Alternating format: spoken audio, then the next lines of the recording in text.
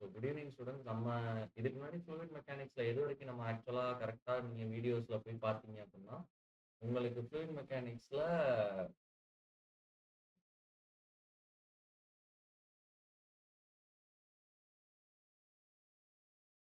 somebody has joined the meeting in the name of Naveen Arasu. மறந்துடுச்சு இந்த பேர். நவீன் அரசு. Who is attending the meeting in the name of Naveen அரசு?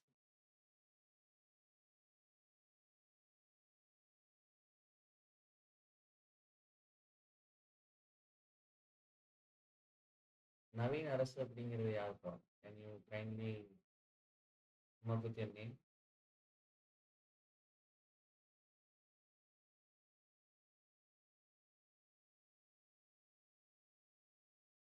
Okay.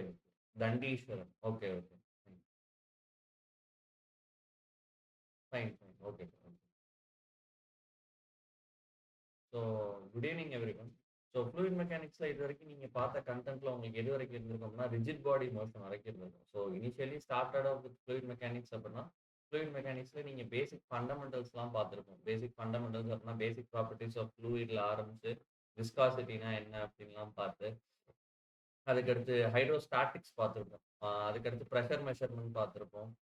ஹைட்ரோஸ்டாட்டிக்ஸில் மெயினாக வந்து பார்த்தீங்க அப்படின்னா இன்க்ளைன்டு பிளேட்டு, வெர்டிக்கல் பிளேட்டு, அதில் வந்து ஸ்டாட்டிக் ஃபோர்ஸ் எவ்வளோ இருக்கும் அப்படிங்கிற மாதிரிலாம் பார்த்துருப்போம். அதாவது வெர்டிக்கல் ஃபோர்ஸ் எவ்வளோ, ஹரிசாண்டல் ஃபோர்ஸ் எவ்வளோ அப்படிங்கிற கான்செப்ட்லாம் பார்த்துருப்போம். ஸோ பேசிக் ப்ராப்பர்ட்டிஸ் ஆஃப் ஃப்ளூயிட்ல போயிருக்கும். இப்போ இதுக்கு அடுத்து நடுவில் வந்து ரெண்டு முக்கியமான டாபிக் இருக்குது. ஒன்று வந்து ஃப்ளூயிட் கைனமேட்டிக்ஸ், இன்னொன்று வந்து ஃப்ளூயிட் டைனமிக்ஸ் அப்படின்ட்டு.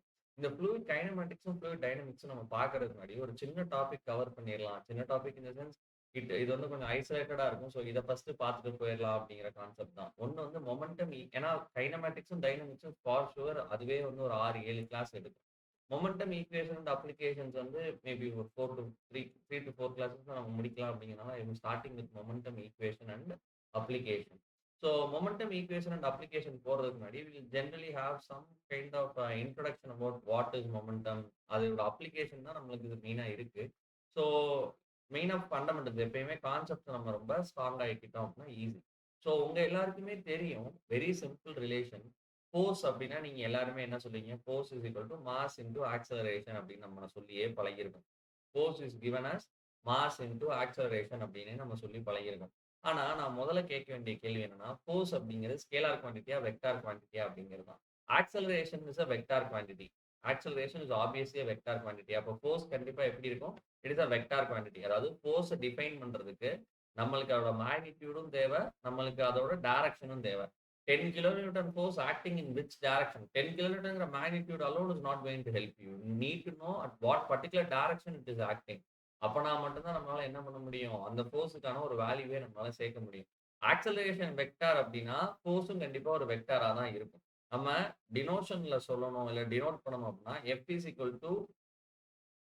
is equal to m dot a அப்படின்னு சொல்லுவோம். m dot a வெக்டார் அப்படின்னு சொல்லுவோம். அதாவது ஸ்கேலார் மல்டிப்ளிகேஷன் இது. ஒரு மேக்னிடியூட் மாஸ்ங்கிறது கிலோகிராம்ல இருக்கும். அதை ஒரு டேர்மோட acceleration xi vector plus yj vector plus zk வெக்டார்னு இருந்துச்சுன்னா அது கூட ஒரு ஃபைங்கிற ஒரு மேக்னிடியூட மல்டிப்ளை பண்ணா நமக்கு ஃபோர்ஸும் வெக்டாரா தான் கிடைக்கும். இப்ப இந்த ஆக்சலரேஷன் அப்படிங்கறத நீங்க எப்படி சொல்லலாம்? m in dot dv by dt ன்னு சொல்லாமா? Acceleration is nothing but change in velocity with respect to time. அப்ப velocity again is a vector. Velocity again is a vector. இப்ப நான் பண்ணக்கூடிய சின்ன சின்ன ஒரு மைன்யூட் சேஞ்ச் தான். இதை பாருங்க. இந்த மாஸை நான் இப்ப உள்ள எடுத்துட்டு போயிடுறேன். டி பை டிடின்னு எடுத்துக்கிட்டு மாஸை நான் உள்ள எடுத்துட்டு போயிடுறேன். மாஸ் இன்டு வெலாசிட்டி வெக்டார் அப்படின்னு நான் போடுறேன். இப்ப இந்த mass into velocity vector is called as momentum. நீங்க ஸ்கூல் படிக்கிறப்ப படிச்சிருப்பீங்க. Mass into velocity is called as momentum அப்படின்ட்டு நம்ம ஸ்கூல் படிக்கிறப்ப பேசிக் பிசிக்ஸ்ல படிச்சிருப்பீங்க. பட் அந்த பிசிக்ஸ் இங்க பத்துமா போதுமா அப்படின்னு கேட்டா பத்தாது. Mass into velocity is called as momentum.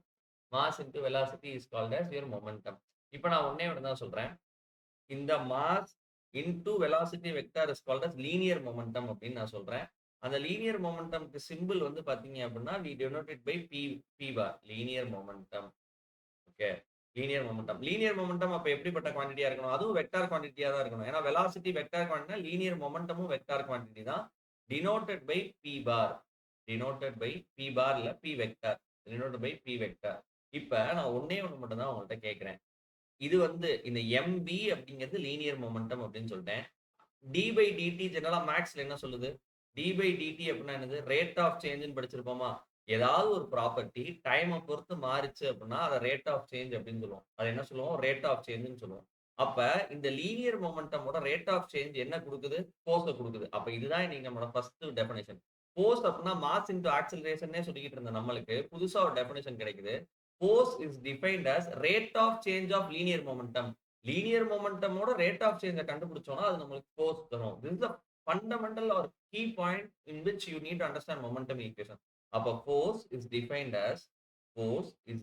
as rate of change of linear momentum. Rate of change of linear momentum. அதான் நம்ம என்ன சொல்றோம்? force அப்படின்னு சொல்றோம். force is defined as rate of change of linear momentum. linear momentum மாறுது இல்லையா? with respect to time. அதை கண்டுபிடிச்சோம்னா நமக்கு force கிடைச்சிரும் அப்படின்னு நம்ம சொல்றோம். இப்ப இதுலயே ஒரு முக்கியமான பாயிண்ட் என்ன தெரியுது? F F vector is given as d mv vector by டிடின்னு இருக்கு இல்லையா? இப்ப நான் ஒரே ஒரு சின்ன கிராஸ் மல்டிப்ளிகேஷன் பண்றேன். இந்த டிடியை இந்த பக்கம் எடுத்துட்டு வந்துடுறேன். F vector into dt is equal to change in linear momentum. இந்த F vector multiply with time இருக்கு இல்லையா? ஒரு ஃபோர்ஸ் ஆக்ட் ஆகுதுன்னா அது எத்தனை குறிப்பிட்ட மில்லி டிஃபரன்ஷியல் டைம் அப்படின்னா ஃபார் 1 செகண்டா இருக்கலாம், இல்ல 1 மில்லி செகண்டா இருக்கலாம். அந்த அந்த டயத்தோட நம்ம ஃபோர்ஸை மல்டிப்ளை பண்ணணும். நியூட்டன் செகண்ட்ல கிடைச்சது அப்படின்னா அது சேஞ்ச் இன் லீனியர் மொமெண்டம்க்கு ரேட் ஆஃப் சேஞ்ச்ல நான் சொல்றது கேளுங்க. டி பை டிடினா ரேட் ஆஃப் சேஞ்ச், டிஎம்பினா சேஞ்ச். அப்ப இந்த எஃப் இன்டு டிடி எதுக்கு ஈக்குவலா இருக்கு? சேஞ்ச் இன் லீனியர் மொமெண்டம்க்கு ஈக்குவலா இருக்கு. Now comes the killer point. இதுதான் உங்களோட அல்டிமேட் பாயிண்ட். என்ன அப்படின்னா எஃப் வெக்டார் ஒரு ஃபோர்ஸ் ஒரு குறிப்பிட்ட நேரத்துக்கு ஆக்ட் ஆகுது இல்லையா? அது ரெண்டுத்தையும் மல்டிப்ளை பண்ணா அதுக்கு பேர் தான் என்ன சொல்லுவோம் அப்படின்னா, if you are getting it right in your brain then it is called impulse. Impulse அப்படிங்கிற ஒரு வார்த்தை. அதாவது product of the force with time duration with which the force is acting. எவ்வளவு நேரத்துக்கு அந்த ஃபோர்ஸ் ஆக்ட் ஆகுதோ அந்த நேரத்துக்கு அந்த ஃபோர்ஸோட மல்டிப்ளை பண்ணோம் அப்படின்னா அதுதான் இம்பல்ஸ் அப்படின்னு சொல்லியிருக்கோம். இம்பல்ஸ் அப்படின்னா இம்பல்ஸ் வேவ். நீங்க ஸ்ட்ரக்சரல் இன்ஜினியரிங்லாம் படிச்சீங்க அப்படின்னா இம்பல்ஸ் லோடிங்னு சொல்லுவோம். Sudden loading, earthquake loading is an impulse loading R dynamic loading. அந்த ஃபோர்ஸ் வந்து நீங்க டைம் ஃபோர்ஸோட ஃபோர்ஸ் ஆக்சிஸ் மேக்னிடியூட் இங்க வச்சுக்கிறீங்க, டைம் இங்க வச்சுக்கிறீங்கன்னா சடன் ஷாக் வேவா இருக்கும். லைக் இந்த மாதிரி நீங்க பார்த்திருப்பீங்க, பார் சார்ட்ல பார்த்திருப்பீங்க, இல்ல எர்த்குவேக்ஸோட வேவ்லாம் பார்த்திருப்பீங்க. ஸோ அதெல்லாமே வந்து டைனமிக்கா இருக்கும். There is not a constant force which is acting. கான்ஸ்டன்டா இன்க்ரீஸ் ஆகுதோ இல்ல கான்ஸ்டன்டா ஒரே லெவல்ல மெயின்டைன் ஆகும். டக்குனு பீக்குக்கு போகும், திரும்ப ஜீரோக்கு வந்துடும். சைக்கிளிக் லோடிங் அப்ப பார்த்திருப்போம். ஸோ இப்போ இம்பல்ஸ் அப்படின்னா என்ன அப்படின்னா இதெல்லாம் பேசிக் பிசிக்ஸ் தான். நம்ம இன்னும் ஃப்ளூயிட் மெக்கானிக்ஸ்க்குள்ளே போல. Product of force with which the time duration for the force is acting. Product of force with time duration with time duration for which the force is acting. For which the force is acting. எவ்வளவு நேரத்துக்கு அந்த force act ஆகுதோ that is called impulse. Force is acting is called impulse அப்படின்னு சொல்றோம். அதுக்கு பேர் தான் என்ன சொல்றோம்? impulse அப்படிங்கிறோம். இப்ப நீங்க அவ்வளவு பெரிய ஒரு கீ பாயிண்ட கண்டுபிடிச்சிருக்கீங்க. Rate of change of linear momentum force தருதுன்னா சேஞ்ச் இன் லீனியர் மொமெண்டம் என்ன தருது? இம்பல்ஸ் தருது. Rate of change of linear momentum is giving you force. Whereas impulse is given by change in linear momentum. Rate of change ன்னு சொல்லல. Change in linear momentum. இந்த d into m dot v இருக்கு இல்லையா? This is called a change in linear momentum. இதான் நம்ம என்ன சொல்றோம்? Change in linear momentumனு சொல்றோம். இந்த change in linear momentum எதுக்கு ஈக்குவலா இருக்கு? Change in linear momentum எதுக்கு ஈக்குவலா இருக்கு? இம்பல்ஸ்க்கு ஈக்குவலா இருக்கு. இம்பல்ஸ்க்கு ஈக்குவலா இருக்கு. அப்ப change in linear momentum is equal to impulse. Is equal to impulse. இந்த ஈக்குவேஷன் இருக்கு இல்லையா? கோல்டனா எழுதி வச்சுக்கோங்க. இந்த ஈக்குவேஷன் இருக்கு இல்லையா? f dot dt is equal to d dot change in linear momentum இருக்கு இல்லையா? இதுக்கு பேர் தான் என்ன அப்படின்னா இம்பல்ஸ் மொமெண்டம் ஈக்குவேஷன். இதுக்கு பேர் தான் என்னது? Impulse momentum equation. ஒரு second. This is called as impulse momentum equation. This is called as impulse momentum equation. இந்த ஈக்குவேஷனுக்கு பேர் தான் நம்ம fluid mechanicsல என்ன சொல்லுவோம் அப்படின்னா impulse momentum equation. How impulse is getting related to momentum. Momentum அப்படின்னா mass into velocity ன்னு தெரிஞ்சிருக்கும். பட் இப்ப தெரிஞ்சுக்கோங்க. Impulse is given as change in linear momentum அப்படிங்கிறது தெரிஞ்சுக்கோங்க. நல்லா தெரிஞ்சுக்கோங்க. ஃப்ளூயிட் மெக்கானிக்ஸ்ல நம்ம என்னைக்குமே எப்படி டீல் பண்றது இல்ல. சாலிட் மெக்கானிக்ஸ் மாதிரி ஒரு பாடி மாஸ் இத்தனை கிலோகிராம் ஆக்ட் ஆகுதுன்னு நீங்க என்னைக்குமே சொல்ல மாட்டீங்க. சாலிட் மெக்கானிக்ஸ்லயோ இல்ல எம்ஓஎஸ்லயோ பாக்குறப்ப you deal with particular quantum of a body. இங்க இவ்வளவு கிலோ இருக்கு, இல்ல இவ்வளவு இடை உள்ள ஒரு பொருள் ஆக்ட் ஆகுது. ஆனா ஃப்ளூயிட் மெக்கானிக்ஸ் பொறுத்த வரைக்கும் you never deal with specified quantum of a body. Rather we have a constant mass flux in MOS இல்ல in SOM. In SOM, or solid mechanics, you deal with a specified quantum of mass. Mass of the body is fixed. Particular amount of body is fixed. Particular amount of body is fixed. அதாவது எந்த பாடியில force act ஆகுது, particular amount of body is fix, that is mass fix ஆயிருக்கும். That is mass of the body is fixed. இவ்வளோ மாஸ்ல இவ்வளோ force act ஆகுது அப்படிலாம் சொல்லுவோம். ஆனா ஃப்ளூயிட் மெக்கானிக்ஸை பொறுத்த வரைக்கும் we never have a constant mass. ஏன்னா தண்ணி ஃப்ளோ ஆகிக்கிட்டே இருக்கு. அப்ப in fluid mechanics we never speak in terms of mass, rather we speak in terms of mass flux. In fluid mechanics we speak in terms of mass flux, not in mass. ஏன் we are not dealing with a constant amount of body force. ஏன்னா flow எப்படி இருக்கு, continuous flow of body. We speak in terms of mass flux since we have continuous flow of body. நம்மளோட பாடி வந்து ஸ்டாட்டிக்காலாம் இல்ல. நம்ம study பண்ணிட்டு இருக்க fluid particle எப்படி இருக்கு, நகர்ந்துகிட்டே இருக்கு. since we have continuous flow of body, ஸ்டாட்டிக்கா லைக் ஃபிக்ஸடாலாம் இல்ல. அப்ப since we have continuous flow of body, நம்மளுக்கு constant mass இருக்காது. we don't have constant mass, rather we have constant mass flux. We don't have constant mass. Hence we deal with mass flux. Mass flexங்கிற வார்த்தை கொஞ்சம் ஃபேன்சியா இருக்கும். Foreign author புக்லலாம் இருக்கும். இன்னும் பெரிய விஷயம்லாம் இல்லை, சிம்பிளான சயின்ஸ். மாஸ் அப்படிங்கிறது கேஜி. மாஸ் ஃபிளக்ஸ் அப்படின்னா இந்த KG with respect to time எப்படி மாறுது. Rate of change of mass with respect to time is called as mass flux. Rate of change of mass with respect to time is called as mass flux. Rate of change of mass with respect to time. Rate of change of mass with respect to time. எப்படி mass மாறுது with respect to time அப்படின்னா, இப்போ dm by dt ன்னு வச்சுப்போமே. இந்த mass அப்படிங்கிறது m, இந்த m வந்து டைமை பொறுத்து எப்படி மாறுது, dm by dt. இதுதான் வந்து நம்ம மாஸ் ஃபிளக்ஸ்னு சொல்றோம். denoted by a symbol called m dot. denoted by a symbol called m dot. ஓகேவா, denoted by a symbol called m dot. சிம்பிளா நான் இல்லாட்டி ஒண்ணே ஒண்ணு சொல்றேன். இப்ப உங்களுக்கு நல்லா தெரியும், force vector is given as d into m change in linear momentum m vector by dt. நான் இப்ப என்ன பண்றேன், நல்லா பாருங்க. இந்த m by dt மட்டும் நான் தனியா எடுத்தேன் அப்படின்னா அதுக்கு பேர் தான் mass flux. Change m by dt தான் மாஸ் ஃபிளக்ஸ்னு சொல்றேன். எப்படி என் mass with respect to time என்ன இருக்கு, ஒரு டைமை பொறுத்தும் இந்த கான்ஸ்டன்ட் கிவன் டைமுக்கு என்ன மாஸ் இருக்கோ அதை மாஸ் ஃபிளக்ஸ்னு சொல்றேன். m டாட் அப்படின்னு சொல்றேன். m டாட் அப்படின்னா மாஸ் ஃபிளக்ஸ். அப்ப d சேஞ்ச் இன் மாஸ். இப்ப இந்த வெக்டார் இருக்கு இல்லையா, change in mass flux d by m by dt mass ஃபிளக்ஸ்னு சொல்லிடுறேன். அப்ப இதுதான் தம்பி இதை வச்சுதான் அடுத்து எல்லா கேஸுமே. இது புரியலன்னா எதுவுமே புரியாது. ஃபோர்ஸை எப்படி நம்ம இந்த மொமெண்டம் ஈக்குவேஷன் சாப்டர்லயே டிஃபைன் பண்ணுவோம் அப்படின்னா, டி அப்படிங்கிறது change in mass flux into velocity vector. டியை நம்ம எப்படி எழுதலாம்னா, மேக்ஸ்ல டிஃபரன்ஷியல் ஆபரேட்டர் யூஸ் பண்ணி எழுதலாம். m டாட் v அப்படின்னு எழுதுவோம். இப்ப ஃபார் எக்ஸாம்பிள் எனக்கு ஃபோர்ஸ் இன் எக்ஸ் டைரக்ஷன் வேணும் அப்படின்னா, டெல்டா மாஸுக்கு டைரக்ஷன் கிடையாது, இட் இஸ் ஸ்கேலார் குவாண்டிட்டி. ஆனா வெலாசிட்டிக்கு டைரக்ஷன் இருக்கு. எக்ஸ் டைரக்ஷன்ல போச்சுன்னா வெலாசிட்டி இன் எக்ஸ் டைரக்ஷன் இருக்கும். சேஞ்சுன்னு சொல்றேன். சேஞ்சுன்னு சொன்னா இது எப்படி எழுதலாம், m dot mass flux into velocity in X direction final minus mass flux into velocity in X direction initial அப்படின்னு நம்ம போடலாமா. ஃபைனல் வெலாசிட்டி, இனிஷியல் வெலாசிட்டி ரெண்டுத்துக்கும் சப்ராக்ட் பண்ணணும்னு வச்சுக்கோங்க. கேஸ் எடுத்தோம்னா நம்மளுக்கு என்ன கிடைச்சிரும், ஃபோர்ஸ் கிடைச்சிரும். அப்ப ஒரு ஃபோர்ஸ் மட்டும் தான் ஆக்ட் ஆகும்னா, நிறைய ஃபோர்ஸ் ஆக்ட் ஆச்சு அப்படின்னா நம்ம என்ன எழுதுவோம், சம்மேஷன் ஆஃப் ஃபோர்ஸ்னு எழுதுவோம். ஏன்னா சம்டைம்ஸ் பிரஷர் ஃபோர்ஸ் இருக்கலாம், சம்டைம்ஸ் வேற என்ன விஸ்கஸ் ஃபோர்ஸ் இருக்கலாம், அதாவது ரெசிஸ்டன்ஸ், ஷியர் ஸ்ட்ரெஸ் ரெசிஸ்டன்ஸ் இருக்கலாம். அப்ப டோட்டல் ஃபோர்ஸ் எதுக்கு ஈக்குவலா இருக்கும், summation of force in X direction. ஃபோர்ஸ்னா சேஞ்ச் இன் லீனியர் மொமெண்டம் அப்படின்னு பார்த்தோம். லீனியர் மொமெண்டம் நம்ம என்ன சொல்றோம், rate of change in linear momentum d by dt mv இருந்ததுல m by dt மாஸ் ஃபிளக்ஸ்னு சொன்னதுனால d m டாட் v மாறிடுச்சு. இப்ப மாஸ் ஃபிளக்ஸ் இன்டு வெலாசிட்டியோட சேஞ்ச் இருக்கு இல்லையா, அந்த சேஞ்ச் நம்மளுக்கு என்ன கொடுக்கும் அப்படின்னா ஃபோர்ஸ் இன் பர்டிகுலர் டைரக்ஷன் கொடுக்கும். இல்ல சார் எனக்கு ரேண்டமா ஒரு டைரக்ஷன் வேணும், k டைரக்ஷன்ல என்ன ஃபோர்ஸ் இருக்கும், எல்லா ஃபோர்ஸையும் சம்மேஷன் பண்ணி பாக்குறேன். நெட் ஃபோர்ஸ்னு ஒன்று இருக்கும், அது எதுக்கு ஈக்குவலா இருக்கும் அப்படின்னா mass flux into velocity in k direction. Change எவ்வளவு இருக்குன்னு பார்க்கணும். அப்ப mass flux into velocity in k direction final minus mass flux into velocity in K direction initial. Initial. நான் நடத்துல ஏதாவது டவுட் இருந்துச்சு, இல்ல புரியல அப்படின்னா, நீங்க நடுவுல நிப்பாட்டி எப்பயும் போல கேட்டுறலாம். எப்பயும் போல நீங்க கேட்டுறலாம். இப்ப இந்த ஃபோர்ஸ நம்ம கண்டுபிடிக்கிறோம் இல்லையா? இப்ப எப்படி சாலிட்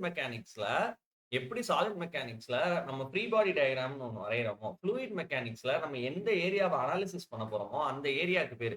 எப்படி ஒரு ஃப்ரீ பாடி டயகிராம் வரைஞ்சு ஸ்ட்ரக்சரல் அனாலிசிஸ்லயோ, எஸ்ஓஎம்லயோ ஃபோர்ஸ் எல்லாம் அனலைஸ் பண்றோமோ, in fluid mechanics similar to அனாலஜியா யோசிச்சுக்கோங்க. சாலிட் மெக்கானிக்ஸ் அப்படின்னா free body diagram. In fluid mechanics we draw control volume. Control volume அப்படின்னா என்ன அப்படின்னு ஃபர்ஸ்ட் தெரியணும். Control volume. ஒரு ஃப்ளோ நடக்குது அப்படின்னா எந்த ரீஜன் ஆஃப் ஃப்ளோவை நம்ம அனாலிசிஸ்க்கு சூஸ் பண்ணியிருக்கோமோ அதுக்கு பேர் தான் control volume. It is a fictional volume. Imaginary தான். உண்மையிலே அப்படி ஒரு வால்யூம் எடுத்துலாம் பார்க்க போறோம்னா கண் பார்வையில நிப்பாட்டி பார்க்கிறோம். It is not actual in reality. It is a fictional volume that is Susan in the fluid flow for the analysis. ஒரு ஃப்ளோ நடந்துகிட்டு இருக்கப்ப இந்த ரீஜனை நம்ம ஃப்ளோல எடுத்துக்கலாம் ஃபார் அவர் அனாலிசிஸ் அப்படின்னு சொல்றோம் இல்லையா? Chosen in fluid flow for analysis purpose. For analysis. Analysis பண்றதுக்காண்டி நம்ம சூஸ் பண்ணக்கூடிய இடத்த தான் கண்ட்ரோல் வால்யூம் அப்படின்னு நம்ம சொல்றோம். எந்தெந்த இடத்துல ஃப்ளூயிட் இன்டராக்ட் ஆகுது, அதாவது ஃப்ளூயிட் இன்டராக்ஷன்ஸ் ஒரு இடத்துல நடக்கும் இல்லையா? ஒரு பார்ட்டிகளும் இன்னொரு பார்ட்டிகளும், அததான் நம்ம கண்ட்ரோல். ரொம்ப நாளுக்கு அப்புறம் லைவ் கிளாஸ் கவனிக்கிறதுனால you might have feel some differences இருக்கலாம். பட் ஆனா கான்செப்டோட சேர்ந்து டிராவல் பண்ணிட்டே இருங்க. You will be able to easily understand. இப்ப கண்ட்ரோல் வால்யூம்னா சில பேர் வேற மாதிரி சொல்லுவாங்க. It is a particular region of fluid flow in which fluid interactions are being taking place அப்படின்னு சொல்லுவாங்க. ஒன்னோட ஒண்ணு ஃப்ளூயிடோட ஃபோர்ஸ் இன்டராக்ஷன்ஸ்லாம் நடக்கிற இடம். இப்ப இந்த கண்ட்ரோல் வால்யூம் நம்ம ஒன்று வரைய போறோம் இல்லையா? அந்த கண்ட்ரோல் வால்யூமோட பவுண்டரியை நம்ம என்ன சொல்லுவோம் அப்படின்னா கண்ட்ரோல் சர்ஃபேஸ்னு சொல்லுவோம். Boundary of control volume is called as control surface. Boundary of control volume is called as control surface அப்படின்னு சொல்லுவோம். Control surface is called as control surface அப்படின்னு நம்ம சொல்லுவோம். ஓகேவா? இப்ப இந்த கண்ட்ரோல் வால்யூமோட சில அசம்ஷன்ஸ் இருக்கு. Assumptions in drawing control volume. எப்படி ஃப்ரீ பாடி டயகிராம் வரையறப்ப நம்ம சில விஷயம் எடுக்கிறோமோ, assumptions in choosing control volume. நம்ம எதை கண்ட்ரோல் வால்யூமா சூஸ் பண்றோம் ஒரு ஃப்ளூயிட் ஃப்ளோல அப்படிங்கிறதுக்கு சில அசம்ஷன்ஸ் இருக்கு. ஃபர்ஸ்ட் அசம்ஷன் என்ன அப்படின்னா, கண்ட்ரோல் இதை ஞாபகம் வச்சுக்கணுங்கிற கட்டாயம் எல்லாம் கிடையாது. எதை எக்ஸாம் பாயிண்ட் ஆஃப் வியூல ஞாபகம் வச்சுக்கணும்னு சொல்றேன். இது எல்லாமே ஒரு ஓவர் வியூ தான் உங்களுக்கு. இது இல்லாம நீங்க போய் கான்செப்ட் சம்ம சால்வ் பண்ணீங்கன்னா மறந்துடுவீங்க. பட் இவ்வளோ டெப்தா நம்ம மொமெண்டம்னா என்ன, rate of change in momentum force தருது, ஆனா வெறும் சேஞ்ச் இன் மொமெண்டம் இம்பல்ஸ் தருது. இந்த மாதிரி நியூவன்சஸ் தெரிஞ்சு போறப்ப உங்களுக்கும் ஒரு ஹாப்பினஸ் கிடைக்கும். At the same time will be able to solve the question without any mistake in conceptual clarity. Okay. இப்ப ஃபர்ஸ்ட் அசம்ஷன் என்ன அப்படின்னா கண்ட்ரோல் வால்யூம் சிவி அப்படிங்கிறது எப்படி இருக்கலாம்னா it can be static or moving. ஒரு ஃப்ளூயிட் ஃப்ளோ நடந்துட்டு இருக்கப்ப control volume நகர்ந்துகிட்டே இருக்கலாம், இல்ல ஒரே இடத்துல கூட நிக்கலாம். ஆனா நகர்ந்துகிட்டே இருக்குங்கிற பட்சத்துல ஒரே வெலாசிட்டியில தான் நகரணும். எக்காரணத்தை கொண்டு அதுக்கு என்ன இருக்கக்கூடாது, ஆக்சலரேஷன் இருக்கக்கூடாது. Can be static or moving, that is not an issue. But it should not have acceleration. But it should not have acceleration. எக்காரணத்தை கொண்டு அதுக்கு என்ன இருக்கக்கூடாது, ஆக்சலரேஷன் இருக்கவே கூடாது. எக்காரணத்தை கொண்டு என்ன இருக்கக்கூடாது, ஆக்சலரேஷன் இருக்கவே கூடாது. ஃபார் எக்ஸாம்பிள் ஒரு கண்ட்ரோல் வால்யூம் வரையணும் அப்படின்னா, ஃபார் எக்ஸாம்பிள் நம்மளோட ஒரு கர்வ்டு பைப் இப்படி ஒண்ணு இருக்குன்னு வச்சுக்கோங்க. ஒரு கர்வ்டு பைப் ஒண்ணு இருக்கு. 3Dல இமேஜின் பண்ணுங்க. 3Dல இமேஜின் பண்ணீங்கன்னா you will be able to understand it much clearer. Okay. இந்த இடத்துல இந்த பைப் பெண்டுல நம்ம ஒரு சப்போர்ட் ஒண்ணு வச்சிருக்கோம்னு வச்சுப்போம். இந்த இடத்துல ஒரு pipe பெண்டுல we have a support system. we have a support system. இப்ப என்ன அப்படின்னா let's